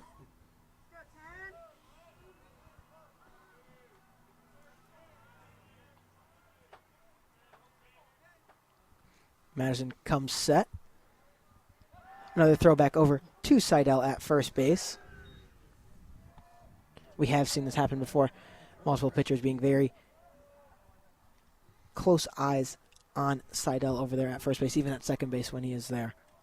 And there is someone warming up in the pen for Tiffin, and another one jumping around and getting loose. The 2-0 pitch to Salvioni in there for a strike.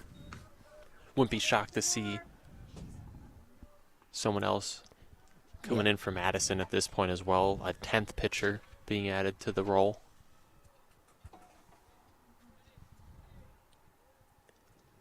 Madison throws back over to Seidel once again. No ruling on how many times you can throw over to first base or anywhere else.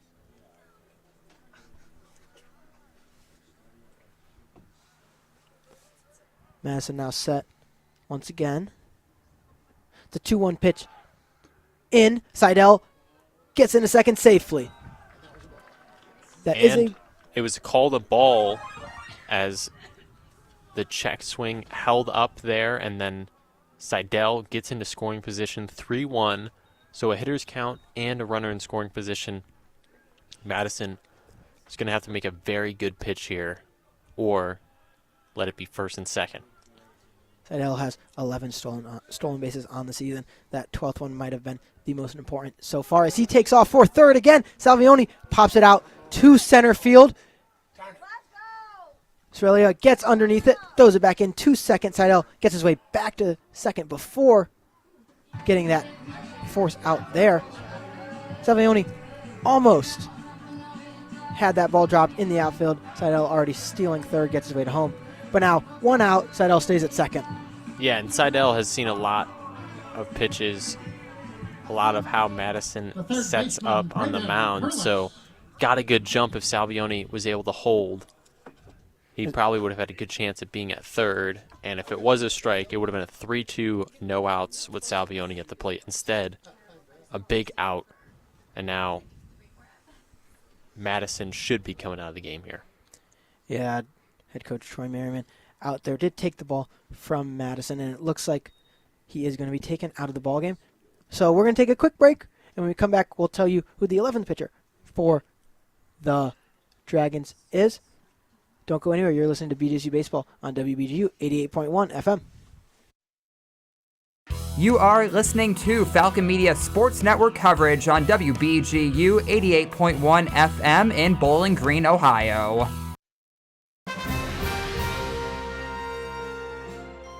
I'm Noah Seeley with the Falcon Media Sports Network. BGSU's biggest annual fundraising event, One Day, is nearly here. Falcon Media Sports Network and BG Falcon Media rely on donations from One Day to continue to be the gold standard for student media coverage. As a beat of 3 different sports, my goal is to strive for even better coverage of Bowling Green's baseball, men's soccer, and women's soccer programs. Being able to broadcast, report, and create social media content for collegiate sports is a dream come true. A donation of even just $5 will go a long way in supporting and funding BG Falcon Media and Falcon Media Sports Network, with 100% of the donations supporting student media at BGSU, including funding for our equipment, travel, and other day-to-day expenses in our year-round coverage of Falcon athletics. The official giving period is from 6 a.m. on March 25th to 6 p.m. on March 26th. However, the early giving period is open. To donate, go to bgsu.edu/oneday and select the Falcon Media Fund.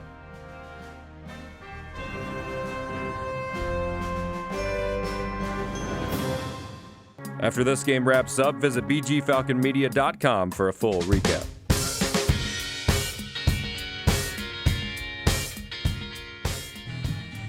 Another pitcher for the Tiffin Dragons as Brock Palili steps in as the 10th pitcher, not the 11th pitcher. There's been so many, I don't know which one is which. Noah Seeley alongside Adam Duffin. Adam, you want to give us a little bit about Palili?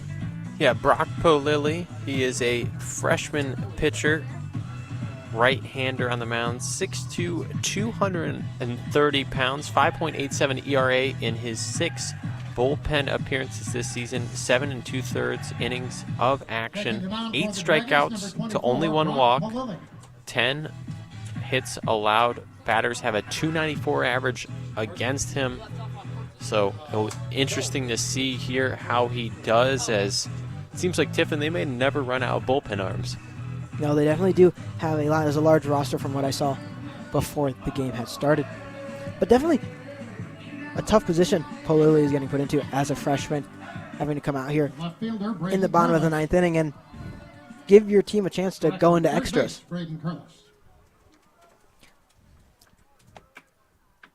Curlis steps into the box for the Falcons. Came in for Mita a few innings ago. As that first pitch to Curlis is going to be a ball. Count will start off 1-0. And it would be fitting for the guy that was the winning run last year in this matchup, where Bowling Green won 8-7 to make it a 7-6 win. The 1-0 pitch to Curlis. Curlis lines it down the line towards left. Seidel coming around from third. And he's going to make his way home. Braden Curlis, the one who scored the winning run last year, gets it done from the plate, scores Seidel. The Falcons win 7-6. Right as I said it, he hits it down the line, and it felt like all game Tiffin was getting those hits down the chalk, but Bowling Green able to get it down the line for a walk-off. I mean, there's been already so many poetic moments that have happened here at Stellar Field already, and you just brought up another one with Curlis being the one to score the last run last time, now picks up the winning RBI this time. Wow, what a game here. We're going to take a quick break here from Stellar Field, and we'll be right back to give you the rundown of how everything happened in just a few moments. Don't go anywhere. You're listening to BGSU Baseball on WBGU 88.1 FM. 6 p.m.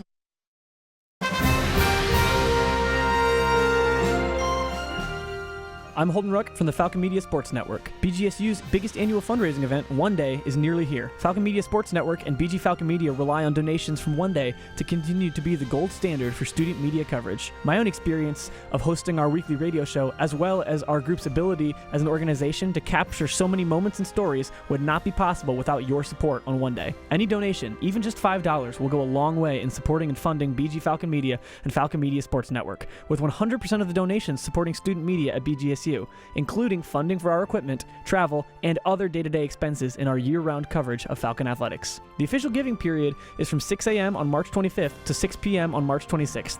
However, the early giving period is already open. To donate, go to bgsu.edu/oneday and select the Falcon Media Fund. IZIG.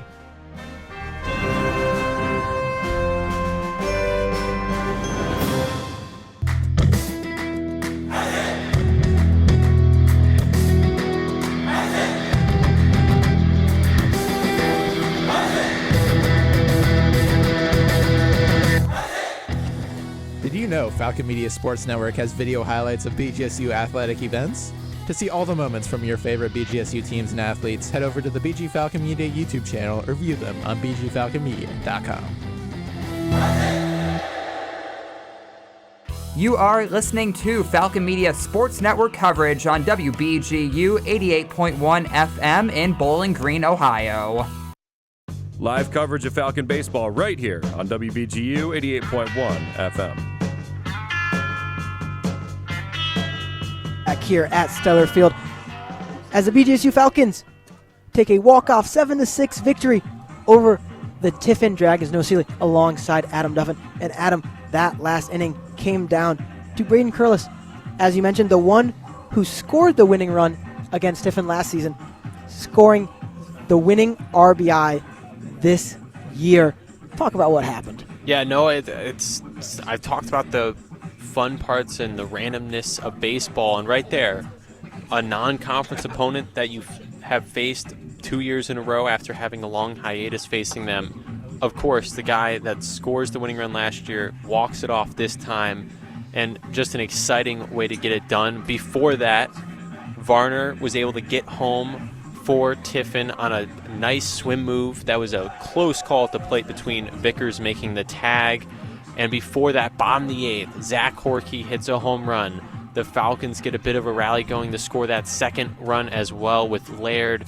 And just a great game where we saw a lot of different pitchers come in, and some of them struggled throughout. I mean, there was 15 different pitchers in this one, if we're not mistaken. 10 for Tiffin, 5 for Bowling Green. And just an incredible game between these two teams. And really, you just look at that, a 7-6 game, but Bowling Green allowed 2 runs in the second. Tiffin allowed 2 in the eighth. Besides that, a bunch of one spots, a bunch of pitchers bouncing back when it mattered most in clutch moments to keep it close for both sides. And really just an amazing one here, and their, first out-of-conference win here at the stadium. Yeah, and I think one of the biggest things that stick out for me, Adam, is there was no blow-up inning by the Falcons. Like you mentioned, the most runs scored for Tiffin was that second inning with 2. But in those losses to OU, to Miami, to Kent State, they had big blow-up innings that put the game out of reach for them. And this time, they kept it close the entire time and just continued to claw back, run by run, pitch by pitch, however you want to put it. And the Falcons get it done today. Yeah, I'll have to keep calling these games with you. We called the Kent State game a couple weeks back where they won that one, and then here, a walk-off on the turf. Just a amazing night for baseball, and just really an exciting game throughout where there was never a point where either team was largely favored. We are, in fact, 2-0 on broadcast calls. That is pretty impressive, Adam. So before we go off air, I'd like to give a few shout-outs. For starters, I'd like to thank you, Adam Duffin, being my color guy. You did a fantastic job. It was a pleasure to call our first walk-off together. Following that, I'd like to give a shout-out to Artie Abrego in the Cooling Center, getting us on and off air. Couldn't have done it without you, Artie. Along with that, I'd like to thank Dan Ridenauer, who's doing the recap, Tyler Kavlitz doing the sidebar, Von Olam doing videos, and Coyle, Rithro, and Kamen doing photos. So, for myself, Adam Duffin, Artie Abrego, and anyone else with Falcon Media Sports Network working this game, I'd like to say good night, and I Ziggy.